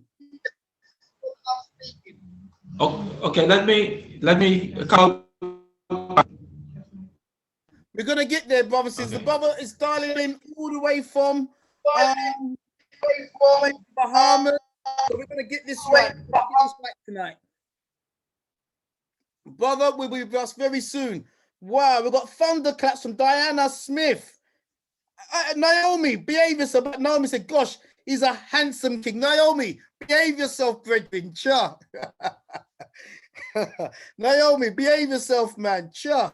All right, our brother's gonna be coming back soon. Brothers and sisters, the brother's gonna be dialing back in. Dr. Sandra Richards gave us, Sister Dr. Sandra Richards gave us a template. I'm gonna be putting it in again. I'm gonna be doing my template tomorrow, brothers and sisters. So I'm pasting the template again. Let's make sure we do this. Brothers and sisters, just as Dr. Jamaal is coming back in again now, tell me, brothers and sisters, Sister Jackie, behave yourself, man. Sure. My goodness. You sisters, I can't take no black man with me no way, you know, without sisters jumping all over the brethren. Sure. Okay. Okay. Brothers and sisters, do you think we need an all sisters Hidden Truth show? Because listening to Dr. Sandra today and Lady Adele, and you know, we had Sister Charmaine last week. I mean, my God, man, we got some fireball sisters in, you know, there's an army we can see and there's an army you can't see, man. And oh my God, I think the sisters, you've just been, oh, you've just been warriorified on the platform tonight. All right, our brother is back from the Bahamas. Can you hear us now, Dr. Jamaal? Loud and clear. Loud. Okay. Talk to us, brother. How are you doing, King? How are you feeling? Everything is great. It's a pleasure to be here. Thanks for having me. Brother, I apologize for the time that you've been waiting. There's a lot of things that have been happening in the UK this week, brother, and we had to deal with it. But you are the keynote speaker. We've got 500 people on the platform that's waiting to hear from you, brother. So you know what I'm going to do, Dr. Jamaal? I'm actually going to shut my mouth, brother. And I am, because I want to be one of your students tonight, King. And I'm just going to, I don't know if you've got anything to share in terms of share screen or whether you just be speaking. You let me know if you need anything, King. But I'll just be speaking. Can you guys see me clearly? Can you see me clearly? And brother, just before you start, King, Yes. I had to put down a few of the queens on the platform. I had to talk some harsh words to some of the sisters on the platform because as soon as you come on, brother, they say how handsome you look. No, it's not even funny. It's not even funny, brother, man. It's not even funny. I have to tell the sisters behave themselves, okay? I remember the last time I was on. They're probably the same sisters for the last time. Yes. All right then, my king, brother. Teach us. Yes. So greetings, family. Let me just say, man, I was in awe just this brother here, Brother Andrew. I'm just amazed on the wonderful work, Brother Andrew, that you've been doing. I'm so blessed to know that there's a brother like you putting in the time, putting in the work. And I think more people need to know about this. Obviously, you have a huge following, but more people need to know about the amazing work that you're doing in the community. It's so blessed, my brother. So blessed. Yeah. So I would like to say special thank you to Brother Andrew Muhammad and the Hidden Truth family for affording me this opportunity to present today on the subject of natural health and healing. Also, I thank everyone that's on the Zoom session. And so today I present myself as a messenger, a vessel, a humble servant. For people perish for lack of knowledge, and we've been perishing for far too long. So we're going to call this session the Reconnection. The reconnection to life, the source of life. We have been detached for far too long, disconnected from the essence of nature's life-giving arrangement, the cosmic arrangement. You see, I was born on a rural island in the Bahamas. On this island, it was normal for people to live to be centenarians, to live to be 100 years up. So growing up, I don't recall hearing about diabetes, or cancer, or hypertension, all of the many prolific disease that is wreaking havoc in our community today. And so hence I start. Now, before I start, I want to say this. We start the show and I hear Brother Andrew give condolences, someone else give condolences as relates to cancer. And when I was on the stream waiting, a dear brother of mine I think he's in New Jersey, somewhere thereabouts, and he wrote me to say that his mom had a surgery removed, a tumor removed, and she was given the all clear sign by the doctor, everything was good, only to be summoned again a few months later because now there was a cancer state, and so they baffled to find out how was it that the doctor went in there and couldn't see that there was indeed danger. And so this ineptitude, this incompetence, negligence is causing sometimes more pain than the disease itself. And this is the fight that we are fighting against in our society. So I dare say today that we have a fight to fight, and we need to begin the journey of empowering ourselves with information, or I should say outformation, knowledge, so that we can empower ourselves. Now, as I speak to you, I also got a call. Well, actually, last night, my grandfather-in-law, my wife's grandfather, he died in his wife, her grandmother's arms, 2 a.m. this morning. He went to the bathroom and came back out, and he suffered a heart attack. He was 85 years old. Now, a lot of persons are dying much younger from heart attack. But what's so amazing is that he had a plethora of ailment, hypertension, diabetes, gout, heart disease, arteriosclerosis, or clogging up of the arteries. And so there is a number of ailments that is almost like any, mini, miny, mo on the death certificate. Which one of these diseases should we say is the cause? And so we need to stop this thing now. We are seeing the same story that I just relayed to you guys. It's happening in London, it's happening in the Bahamas, it's happening in the United States of America, it's happening all over the world, and moreover, more Black people are being afflicted, and it's self-inflicted. We are hurting ourselves through ignorance. And so Marcus Garvey was, to me, was my hero. I feel like he was ahead of his time because he spoke about growing your food, being self-sufficient, stop being dependent. He said we are a race of consumers. He talked about farming, and I see the brother Landon talking about food, and oh, that blessed my heart to see that, talking about growing the food. And so hopefully today we're going to talk about some solution as well. But I want to paint a picture of the disconnection. Why are we disconnected from nature, from the source, from that cosmic arrangement? I had the opportunity to spend years with Dr. Sebi and be around him. And I salute Dr. Sebi. I know he is really happy today to see what's going on as relates to the works that we are putting in.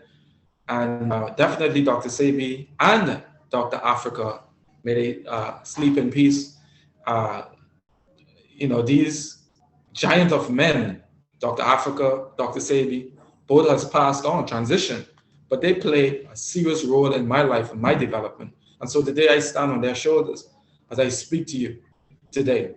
Now, as we talk about the reconnection, the question is, what's so different between now and 40 years ago? Well, according to the World Health Organization, diseases across the board in the 1980s was 4 times less than it is today. So with less, there were more.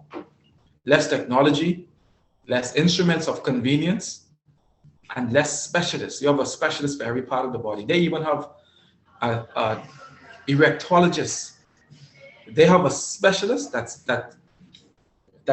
he specializes in erection. He strokes a man's penis after prostate surgery or having issues, and his specialty is restoring erection. They have a specialist in that. They have a specialist for the bladder, for the kidneys, for the eyes, for the teeth.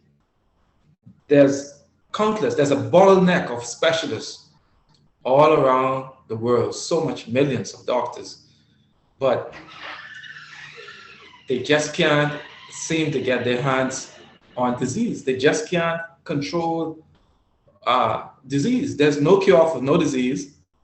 The coronavirus is here, it's a pandemic, and the solution offered is the same solution that has been offered 100+ years ago with the Spanish flu.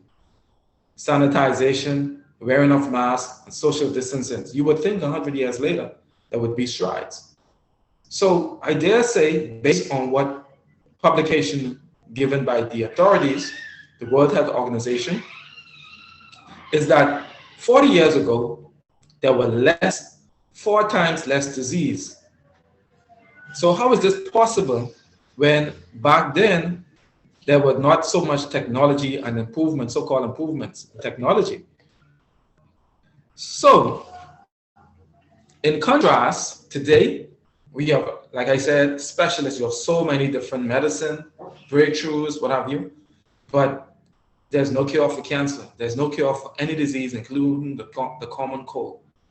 So being connected to nature means eating food based on their seasons. Now, this is very important because as we talk about us being disconnected, most persons, even those that follow Dr. Sebi's premise of eating alkaline food, most persons call me with hypertension, diabetes, cancer, and they say to me, Dr. Munker, I have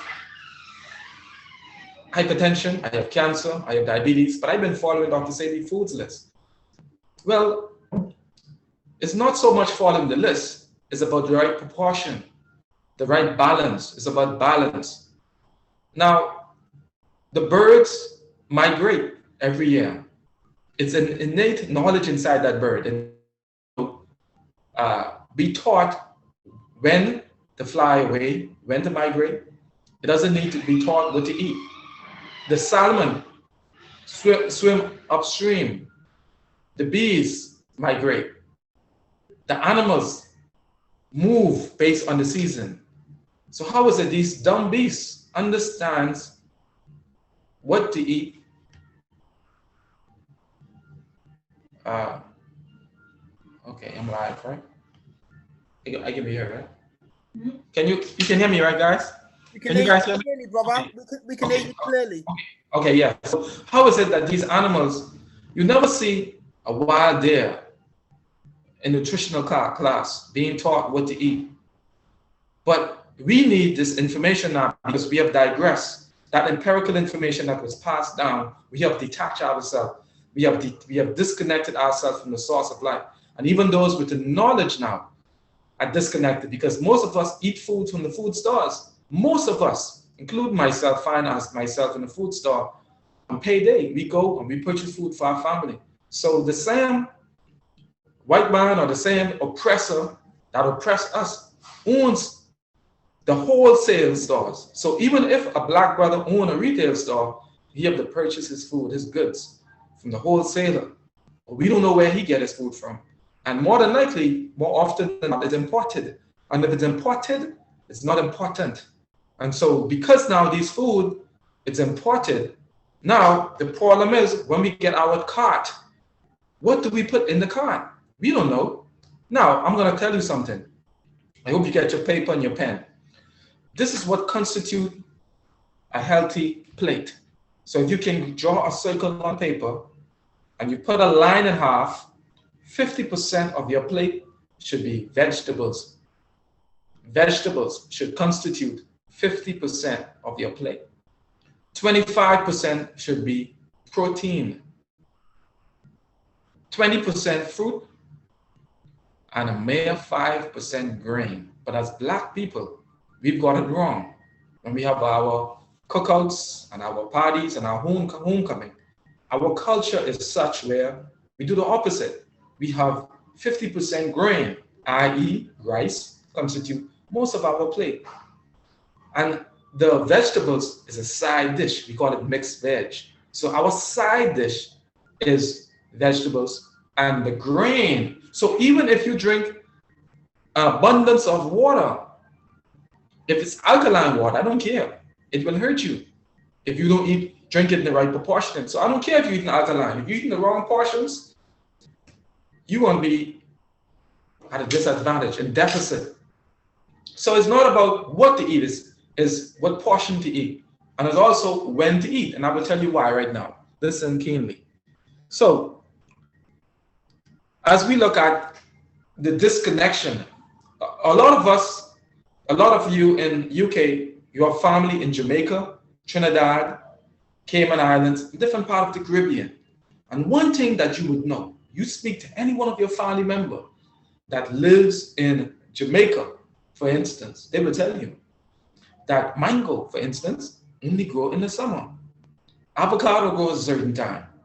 Callaloo grows a certain time. Yes, there are certain plants and vegetation that grows year round, but there are certain vegetation, certain plants that only grows certain times a year. That is very important because God Almighty, the Most High, He saw it fit to allow certain plants to grow a certain time. Now, when you move from Jamaica and you relocate to London, we make the mistake of bringing our food with us, our idol, our soul food. But you see, that food is designed for that tropical environment of Jamaica.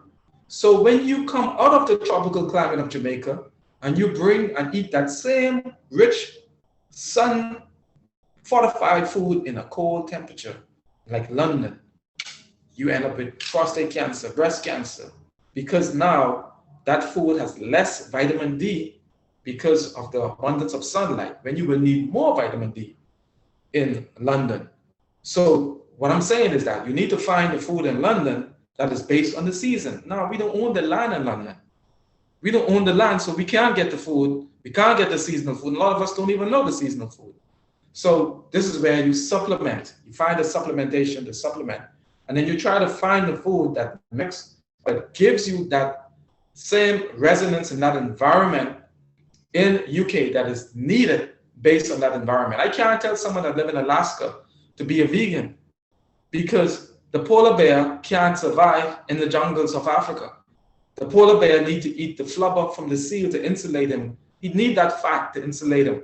And so the Eskimo can't live off plant. So we can't just blindly say, you need to be a vegan and do this. No, it's perspective to these things and it's common sense. And this is why God Almighty, when he made the earth, he said it is good. And he's in control of everything.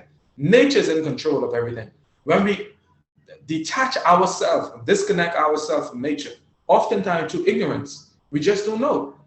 This is where we end up. If you eat rat poison, your body's not going to say, you don't know, I'm not going to hurt him. Once you ingest that, you're going to be hurt. You're going to feel the effect of that. And this is what's happening with us. We are eating food out of season. A lot of the food are imported from another country with different climates, different environment, and it's giving us an overabundance of a particular mineral or vitamin that we already have too much or too little of, and so it's leaching and it's interfering with the equilibrium. So how it's done? So anyone from Jamaica that comes to London December 25th on Christmas Day and sees someone eating mango should knock it out of their hands and put it in the garbage, because common sense tells you as a Jamaican citizen that mango should not grow 365 days of the year. It only grows in the summer. And I will tell you why. Now, nature creates 5 things. And we learned this in Ayurvedic school. When you study herbology and naturopath, it teaches you the different system, but it all based down to all of the different school of thought, whether it's Ayurvedic, yin-yang, macrobiotic, allopathic, naturopathic, homeopathic, and the African biomineral balance founded by Dr. Sadie. It all teaches us of the 5 different energy substance that is produced by nature. And if we could get it in a balance, we will be okay. But it's not just about these flavors. Each one of these flavors represents something. I'm going to walk you through them very quickly. The first one is sweet. But you see, sweet is something that brings us sugar, and we feel like out of all of these 5 substance, flavors, aromas, that sweet should be the predominant. And this is why I tell you, you can drink too much water, even though water, you can't live without it. You can drink too much of it and it can hurt you. Sweets, it's necessary. Somebody that has hypoglycemia or their diabetes is too low, they eat a candy and it brings up their sugar and save their life. So we know that sugar is good for energy, but too much of sugar is not good for you.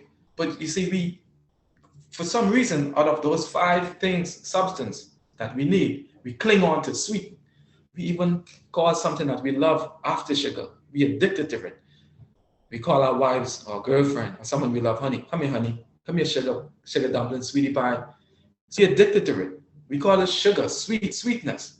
We never see somebody that we love and say, listen, come here bitter, come here salty. As a matter of fact, we associate salty with bad. We say somebody's salty, that's a derogatory connotation. So those 5 energies, those 5 substances in nature is sweet, salty, sour, pungent or spicy, and bitter. Sweet, salty, sour, spicy, and bitter. These are the things, us from the Caribbean, persons who know about spice, we season our food with them, but we don't know the significance of those things. But guess what? Every season out of the year, spring, winter, autumn, summer, winter, nature create more or less in some tipping of the scale, more or less of each of these different things. And I'm going to walk you through them very quickly. So let's start with sweet. Foods which are sweet in taste support the stomach and the spleen. Sweet flavor assists the lung, large intestine, kidneys, and urinary bladder. Food and herbs which are sweet in taste. It attunes us for all of the season. So it prepares us, put us in tune for the season, prepare us for the other spicy, hot, whatever. It prepares us. It energizes yet relaxes the body. It relaxes and energizes the nerve and the brain. That is why when you give children sweet, you see they jump up and have energy because it's the wrong type of sugar. We're going to get into that. So it strengthens the spleen, the pancreas, which also is a gland that secretes insulin and regulates blood sugar. Someone that is diabetic have a compromised pancreas. We give them chromium. Chromium is the mineral that the pancreas needs. And so it also soothes the liver. It moistens dry condition of the lungs and slows an overactive heart and mind. Very important for those who are nervous and scattered. Sugar, okay? Now,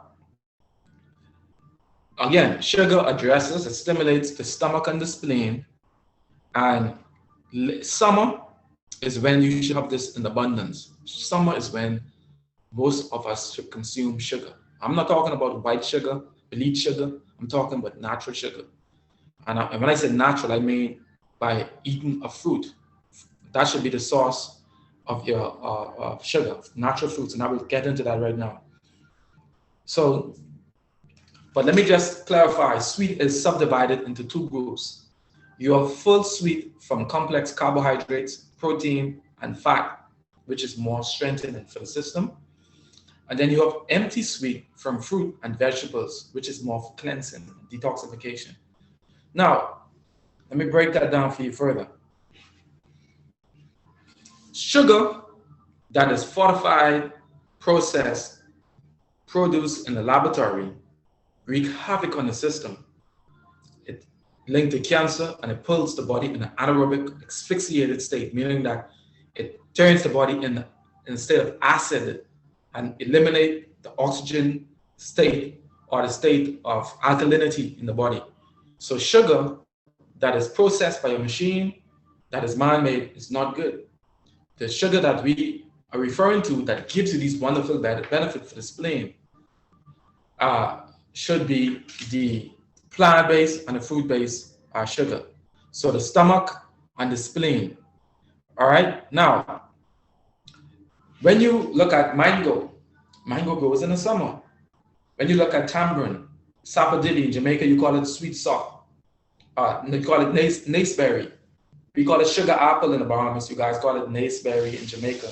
I don't know what you guys call it in UK, but bananas, there are a lot of different fruits that has a lot of natural sugar. But the way how nature did it, if you check it, most of these fruits grows in the summer. Most of the tropical climate, they grows basically in the summer. Why?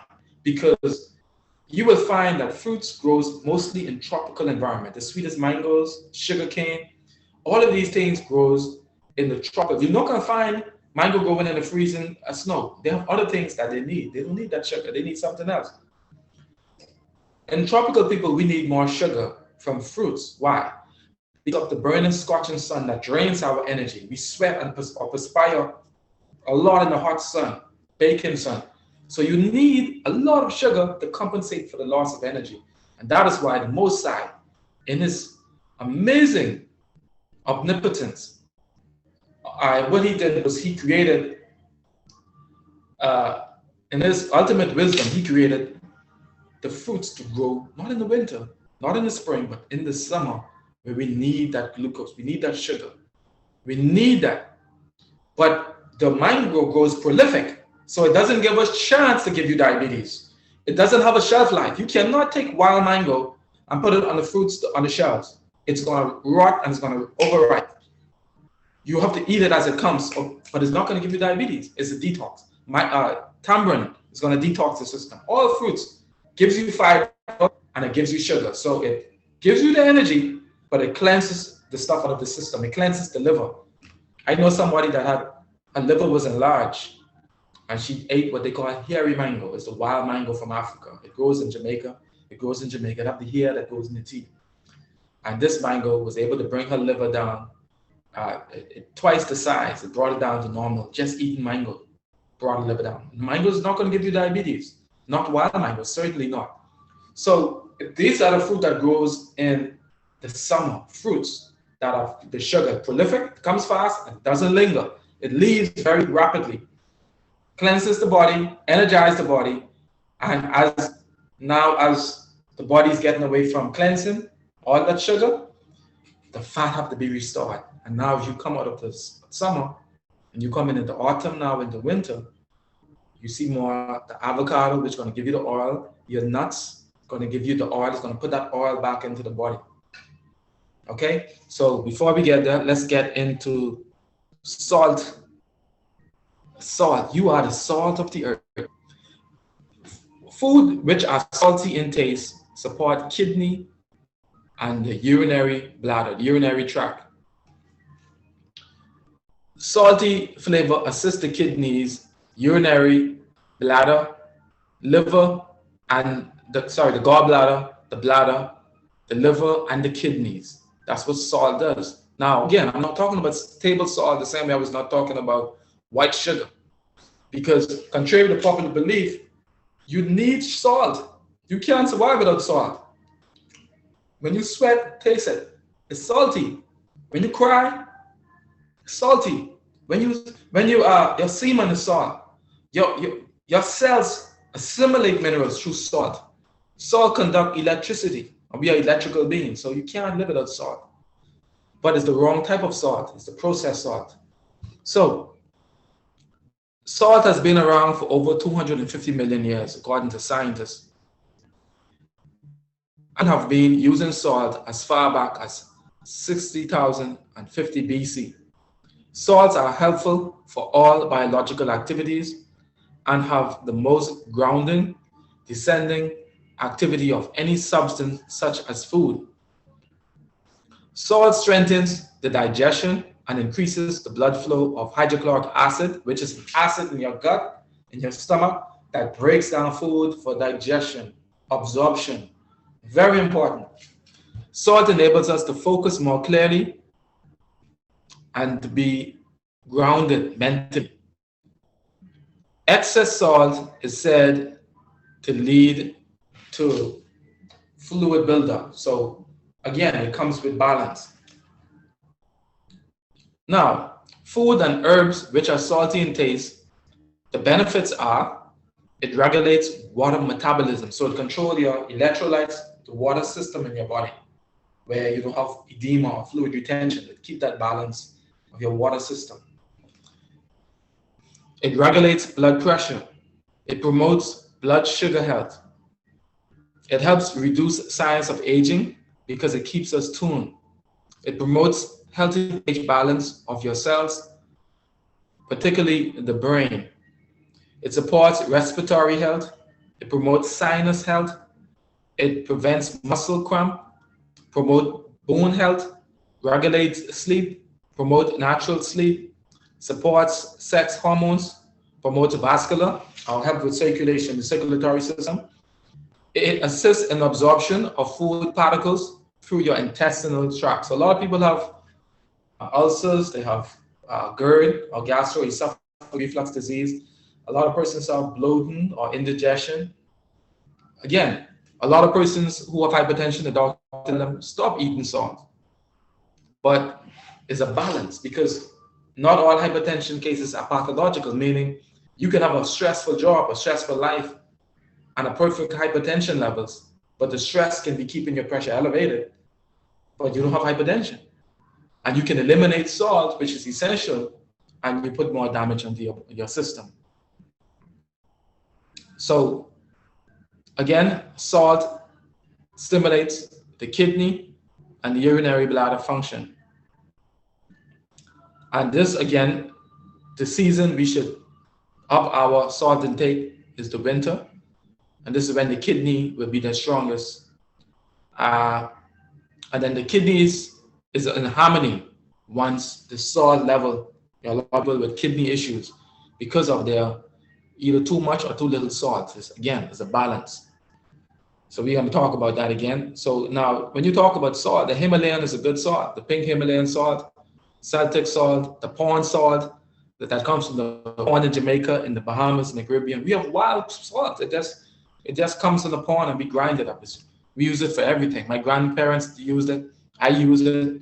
So you shouldn't have to buy salt if you live, I mean, growing up in the country, we didn't have to buy salt. And I understand persons who live in the metropolitan city, in the suburban areas, in the concrete jungle, it's necessary now. But if you must necessarily buy salt, the Himalayan salt is good. The Celtic salt have a nice flavor. You know, we're gonna get into that. But again, the Himalayan salt, crystal salt is good. So it's a good alternative to the commercial salt. Now, you can find salt in sea vegetables naturally, such as kelp, dulse, kombi, wakame, ejiki, agar. These are, you know, a lot of the sea vegetables. The other one is nori. You can find natural salt in those. That also gives you potassium, iodine, zinc, iron, magnesium. Dr. Jamaal. Yes. I've got to say this, brother. You are dropping some information tonight. Oh, Yes. brother, no, I'm not even joking, but I've tried to keep quiet, brother. Yes, yes. We love you, brother. We love you, brother. But please, I mean, you're killing. Drop some more. Drop some more. Carry on, brother. Yeah, yes. Okay, yeah. So we on salt. Remember, we have 5 of those substance. We touch on sweet. Now we on salty. We're gonna go to pungent or spicy. Now, by Caribbean people, we love spice, but we love punchy. We love hot stuff, but we never really quantify or try to optimize the benefit of it or realize how impactful it can be health-wise.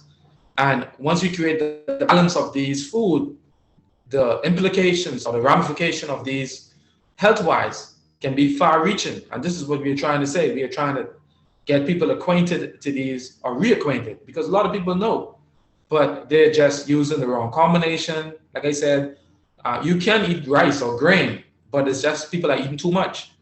You should only be eating 5%. And then the way how we season our food, like the Scotch bonnet, that's one of my favorite. Scotch bonnet pepper. Scotch bonnet pepper, man, that will give your food some flavoring, but the benefit of it is so powerful. That's why those people live so long on those islands, man, because they were connected. We're talking about the reconnection. They were connected to the source of life. You see, in my ignorant stage, growing up bare feet as a poor black boy on the island, in hindsight, you know, I was thinking we were poor, but I realized we were wealthy because we didn't have a bank account. My grandparents, great-grandparents couldn't read and write, but they understood the Bible more than anybody because they lived by the Bible. They couldn't read it, but they lived by it. They walked the land. They didn't have any electricity, phone bill, or none of these things. They didn't go to the food store, no pharmacy, no doctor, no specialist. My great-grandmother was 105 when she died. My great-granduncle was 107. My great-great-grand-uncle was 112. Never went to the doctor, never checked his prostate. You never see a Billy Goat check his prostate. You never see a Billy Goat check his blood pressure, his blood sugar. Why? There's no need, because they are attached to the source of life. So we need not fly up in God's face and question him. We ourselves are on the wrong course through ignorance. We are self-inflicting our wound of cancer, of diabetes, and this fear-mongering of the doctors. They fear-monger. There was this research done by Harvard University that declared that 3 weeks of chronic stress can lead to a 3-centimeter tumor. So if you tell me that you need to do some blood work on me, come back in 3 weeks, it looked not too good, and the tumor was 3 centimeter, when I come back, it's going to be 6 or 12 centimeters, just because the fear you put in me, because fear releases stress hormones, and stress hormones shuts the body down. And this is this fear of COVID-19 that's causing opportunistic disease like hypertension, which is oftentimes not pathological, but because of the stress condition, the oppression of our people has been causing stress for so long. And so we are killing ourselves in multi different ways, from lack of resources financially, unfair racial system, systemic racism, inequality, bad food choices, ignorance, and I can go on and on and on. And the black women worse because us as the men, we are abused by the police officers. We are subjected and castrated and ostracized. And we come home and we rest our head on our women's lap. And she rub our head. And she have to take all of that stress from us. And then we go to the bar, we drink, we abuse our body. And then we have a temple and we ejaculate that acid sperm inside of her. And her body reaction is fibroids, endometriosis, womb cancer, breast cancer, because we are putting that dirty sperm, that acid sperm in her. You see, so it's a never-ending revolving door. It's a vicious cycle. So we have to get the pin and pop that bubble and educate ourselves on a new life. This is like a renaissance, a renewal of energy. And this is what Dr. Sadie stood for. So I don't want to get sidetracked. Let me continue. So we on pungent, we on spicy. So food and herbs which are pungent or spicy. Now, spicy food enters and clears the lung from mucus. I see a lot of my brothers and sisters with sinus and asthma, and they be coughing all day. And once your mucus is clogged up, it's going to affect the body ability to filter clean air, clean blood, to think clearly. And if you're a freedom fighter and you can't think, you can't remember, you have clogginess on your brain fog. It suppresses your life, your energy, and shorten your lifespan, increase the mortality rate, your mobility, and the quality of life. So just by keeping your system clean, the wild dog and the wild cat eat grass and puke. So even the dumb animal knows that he needs to eat grass to cleanse and purge every so often. Oftentimes, there are people in their adult life, 40, 50 years old, never did a detox. So let's go. Pungent, spicy stuff. It clears the lungs cleanse the lungs of mucus, improve digestion in the spleen and pancreas. It stimulates blood circulation and is a cardiotonic. It promotes heart health. It clears and improves sluggish liver function. And the liver, by the way, have 500 plus function. One of the major one is digestion. The liver is responsible for digesting food. And if you can't digest food, I don't care if it's alkaline, guess what? You can't receive the nutrients. You can't receive the nutrients, you're going to develop malnourishment. And if you become malnourished, that is the beginning of the genesis of sickness. So liver health is very important. So punchy or spicy food also moisten the kidneys, which affects all fluids, and it keeps us supple, keep the joint supple. It promotes circulation. It aids in a healthy nervous system. A lot of us are paranoid. We are nervous because of years of oppression passed down genetically. So our food plays a role as medicine. Let your food be your medicine, and let your medicine be your food. So the pungent, again, it cleanses the lungs and the large intestines. Okay? And in autumn, this is when you should eat a lot of spicy stuff in autumn.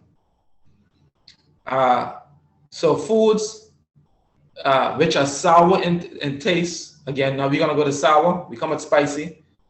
Again, Scotch bonnet pepper, cayenne pepper, ginger. No garlic. Garlic is too acid. All right, so you can use the ginger. You can use cayenne. You can use Scotch bonnet pepper, goat pepper, bird pepper. There's a lot of different wild stuff that we can use to help promote. You can use curcuma aromatica. You have two forms of turmeric. You have curcuma longa, which is a hybrid or a domesticated form of the wild turmeric. And then you have the wild curcumin turmeric, known as curcuma aromatica. And curcuma aromatica is wild turmeric. So make sure you get that. So, which is good information and a whole host of different things. And you know, coconut is also good, and that's come under your oil. So we're talking about benefits of eating by the seasons. So now let's go into sour. We touch on sweet, we touch on salty, we touch on sour. Sorry, we on sour. We on sour now. Sorry. So sour flavor assists the heart, the small intestines, the stomach, the spleen, and the pancreas. Now you see, salty. We say, man, you salty. Using a bad derogatory term. Sour. We call somebody sour. Bad derogatory term. Call someone sweet. That's good. And so we feel as if only sweet is good and bad stuff is good. But I submit today that the bitter, the spicy, the sour, the salty, and the sweet, all of them are just as equally important to the body. And when there's balance in these substances, there's balance in your health. But only nature can do so. You can't go to the food store and say, give me this, give me that, give me that. I mean, I'm going to teach you how to do that because I'm going to be offering consultation and we're going to start, I'm going to come back, we're going to have dialogue and we're going to build a community together. But there's ways we can do this by bringing the balance. All of us, including myself, are in balance. And we need to continue to bring that balance back by understanding the important role of these things. So you're not just eating for eating's sake. You are eating with a conscious decision to put certain food in your mouth at a certain time. And this is what you did. Because you can go to a mango tree in the winter in Jamaica and say, I feel like eating some mango today. And that mango tree is going to tell you, well, yeah, not today. You got to wait till next year. You could feel like eating it, but you can go to the food store. Scientists has made it where you can get whatever you want, however you want, whenever you want. And nature doesn't operate like that. Your body doesn't respond to that. So let me continue. I don't want to I'm kind of long-winded. Forgive me, guys. So food and herbs, which are sour in taste, it keeps the tissue firm. It helps emulsify fat and protein. It dissolves minerals or improve assimilation. It keeps the body and organs tuned. It strengthens weakened lungs. It keeps us grounded. Yes, sour stuff. It plays a role in the heart, mind, organizing scattered mental patterns. Sour food, which are sour in taste, support liver and gallbladder. Sour flavor assists the heart, small intestine, stomach, spleen, and the pancreas. Food and herbs, which are sour in taste, are really, really important because what this does is this gives the body that balance. That vitamin C, you're going to find what we call bittersweet or Seville orange. You have juju. You have cocoa plum. You have gooseberry. Gooseberry, I see on the internet now, they're calling it Indian berry. And the Indian berry, as children walk into school, they grow wild in the Caribbean. And they look almost like the Scotch bonnet in shape. They have these funny ridges on them. They're small and they're green, and we would put salt on them and eat them green. And we didn't know the scientific information on gooseberry as children. Walking, skipping along the line, walking to school, primary school, we didn't know the significant health impact in terms of preventing cancer. We didn't understand the powerful antioxidant property in gooseberry. We didn't need to. The same way how the goat that eat the grass don't need to know what's in it. All we know is that when it was in season, we knew when it was in season, and we ate it because we love it as children. But guess what? For $80, they're selling a bottle of gooseberry juice about this tall. That's what scientists are saying. Scientists are saying that gooseberry is the best thing for rebuilding platelets after chemotherapy, and your platelets level is all but decimated. They're saying that gooseberry can rebuild the platelets. Isn't that? But we ate that. Wow, we didn't know. We didn't know. We didn't have to know. Why? Because we were connected. We were connected. A lot of us are disconnected, and now we need to reconnect. Vitamin C, those citrus, there's nothing going to give you as much vitamin C as those. You tell someone who's 105 years old, he need to go to the pharmacy to buy vitamin C, and he's eating it wild, and he's getting so much of it when it's in season that he don't need to eat another vitamin C for a whole another year. because he's eating it. He's in the right environment. Now, if you change his environment and you relocate him to London, he's have to change his diet now to compensate and to live in that geographical location. When the bird migrate from Jamaica and fly 3,000 miles somewhere else, the bird doesn't pack a suitcase and take his food with him. The bird trusts God, trusts nature, that wherever he arrives in that environment, nature will provide abundantly for him. And whatever is there from a molecular nutritional standpoint, he's going to trust it. That we need to be like the wild animals. The dumb beasts have more knowledge than us. They are more informed than us. They are more connected than us. So I say today, we need to reconnect. So the last one is bitter. And I deliberately leave this for the last. You know, your grandmothers used to say, did you drink your bitters today? Oh, bitter is on the opposite spectrum of the sweet spectrum. So we're going to look on what do we find. We find that some bitters have purgative effects and induce bowel movements for constipation. We're going to get into that very fast. Some bitters are known to help with inflammation, infection, dampness, or phlegm, or mucus. Bitters support heart and small intestine circulation and absorption. Bitters can drive candida growth and fungus.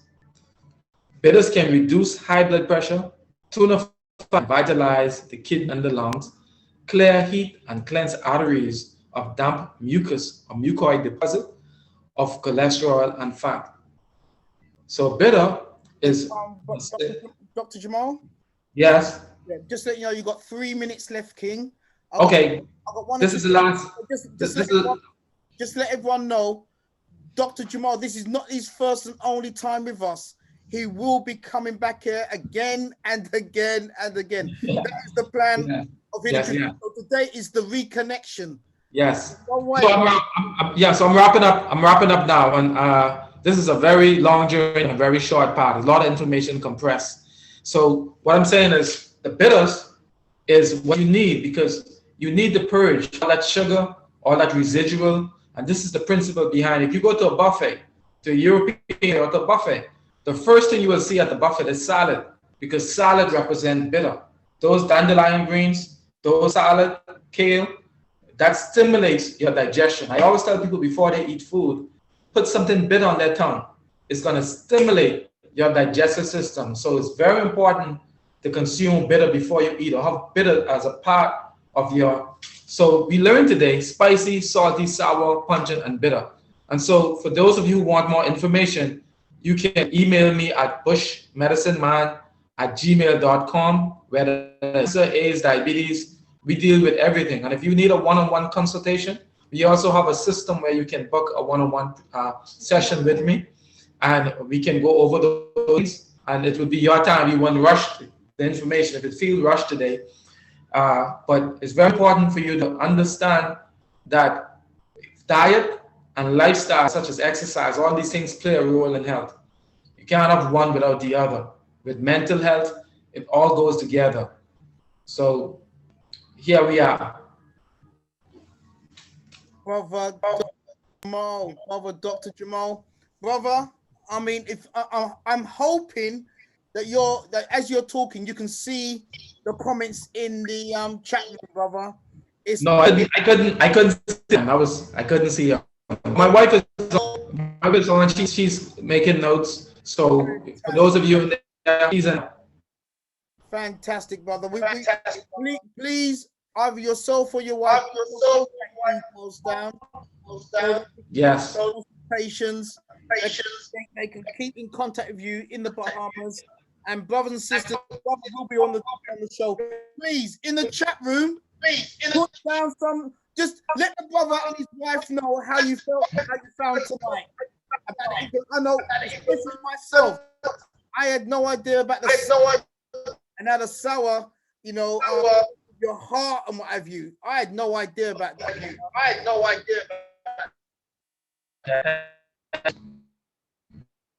You've been absolutely amazing today, brother. Brother, in view of time, I've got a few questions to ask you.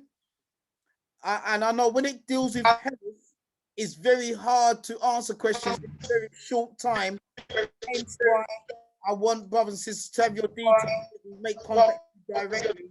But I've got 1 or 2 questions for you, brother. Is that okay? I've got 1 or 2 questions for you, brother. Is that okay? That's fine. That's cool. And if you could answer them succinctly, so we can get through as many as possible. Yeah, I will. All right. One of the questions is, what type of salt do you suggest we use? Salt. Himalayan the best. So could you say that one more? Himalayan or Celtic.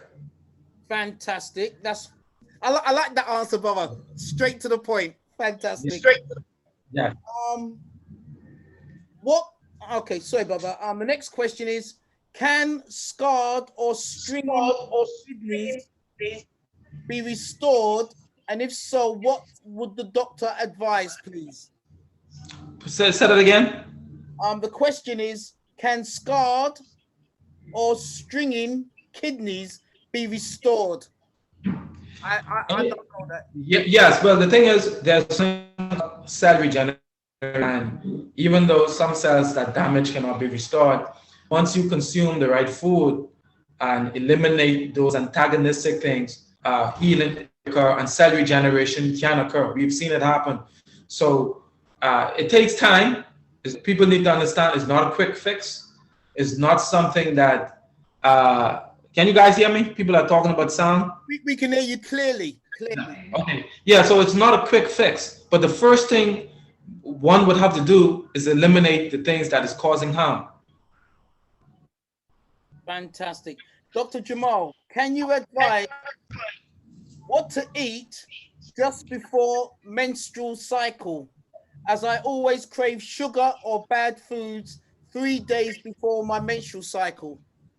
Again, try to stick to that plan where you have 50% vegetables. The key is to eat a lot of protein, like beans, quinoa is rich protein. And for those of you that are not vegans, salmon is a good alternative. You can use flax seeds for your essential fatty acids and your bioflavonoids and all of the fiber that you need.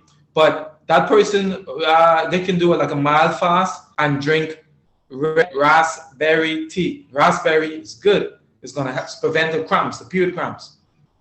Yeah, Baba, doctor, I love the way you're answering these questions, Baba. Direct and to the point. A sister says, does doctor have any suggestions for treating long COVID? Say that again. Do you have any suggestions for treating long COVID disease? Long COVID. From COVID? Yeah, COVID, yeah. Yes. I would say for prevention and maintenance, I would recommend a supplement called quercetin with bromelain, zinc. Let me see. I'm going to put it up on the screen so you can see it. It's a very good supplement because it mimics. It does what hydroxychloroquine does without the side effect. It does that. This is it here.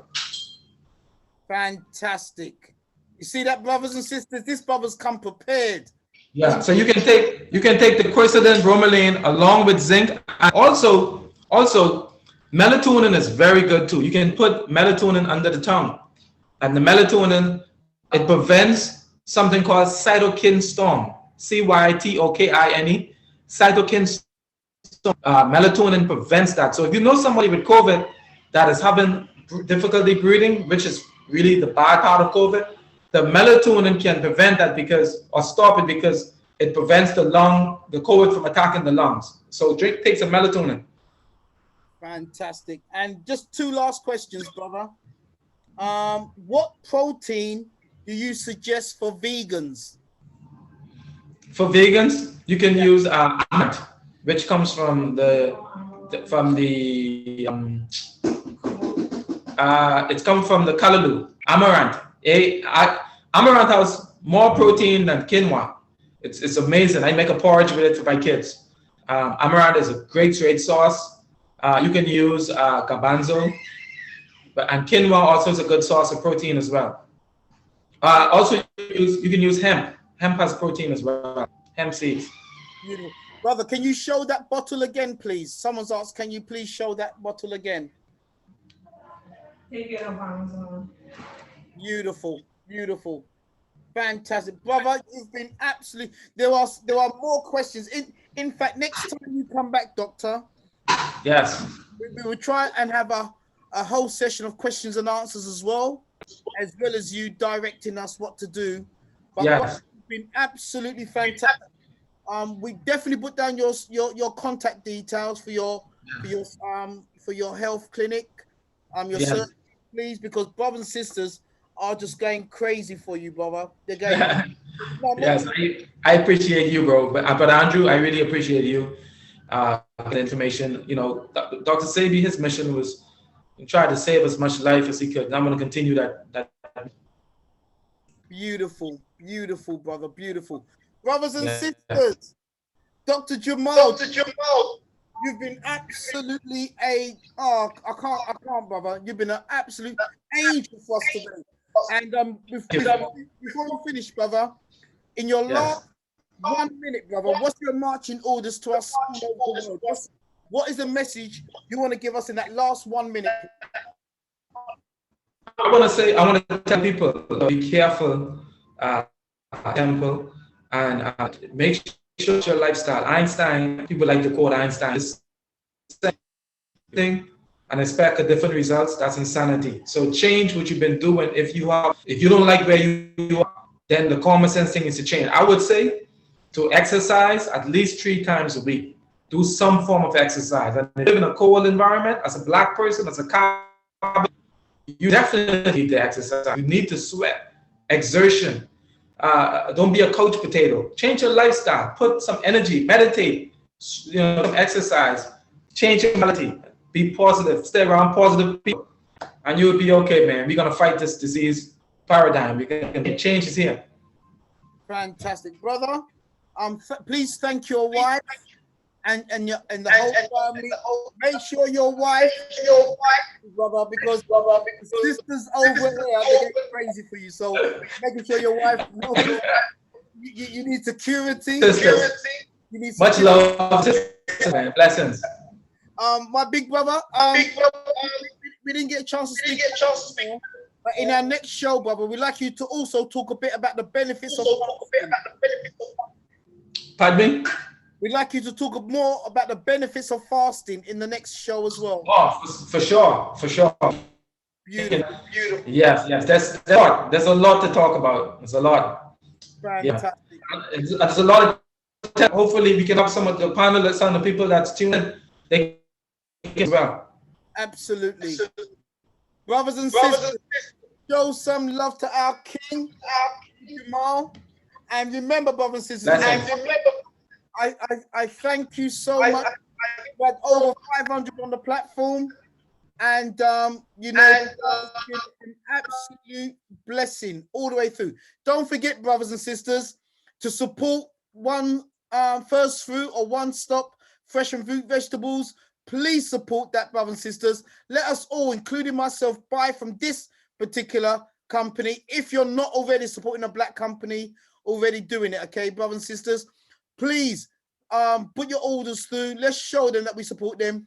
Don't forget, next week we got Paul Obina and Lady Adele. Oh my God, it's gonna be sick next week. Paul Obina and Lady Adele is gonna be doing a double whammy next week. Please get online, get the brothers and sisters out for that one. It's gonna be massive. Don't forget to get your tickets. This will not be repeated online, so don't think that you're gonna miss it and get a replay. This is a one-off, 2 weeks. John Carpenter's cult classic movie, They Live. That's gonna be live with us. I'm telling you now, I can't wait for this breakdown. It's right on time, brothers and sisters. Get onto the website, get your tickets, and don't forget, we've got some community work to do amongst ourselves. Yeah, the Investigator Color Purple movie breakdown. And please, brothers and sisters, I'm going to put down one more time, brothers and sisters, Let's get our template. Yeah, let's do that letter to Boris and the rest of his crew and to MPs that we are not standing. We are not going to stand for that crap that was produced. And let me say about Tony Sewell or Tony Sewage. I'm sorry. I don't mean to attack the brother personally. You know, I'm not attacking him as a person, but we need to identify and root out Negroes with a Negro mentality that's willing to sell us out wholesale.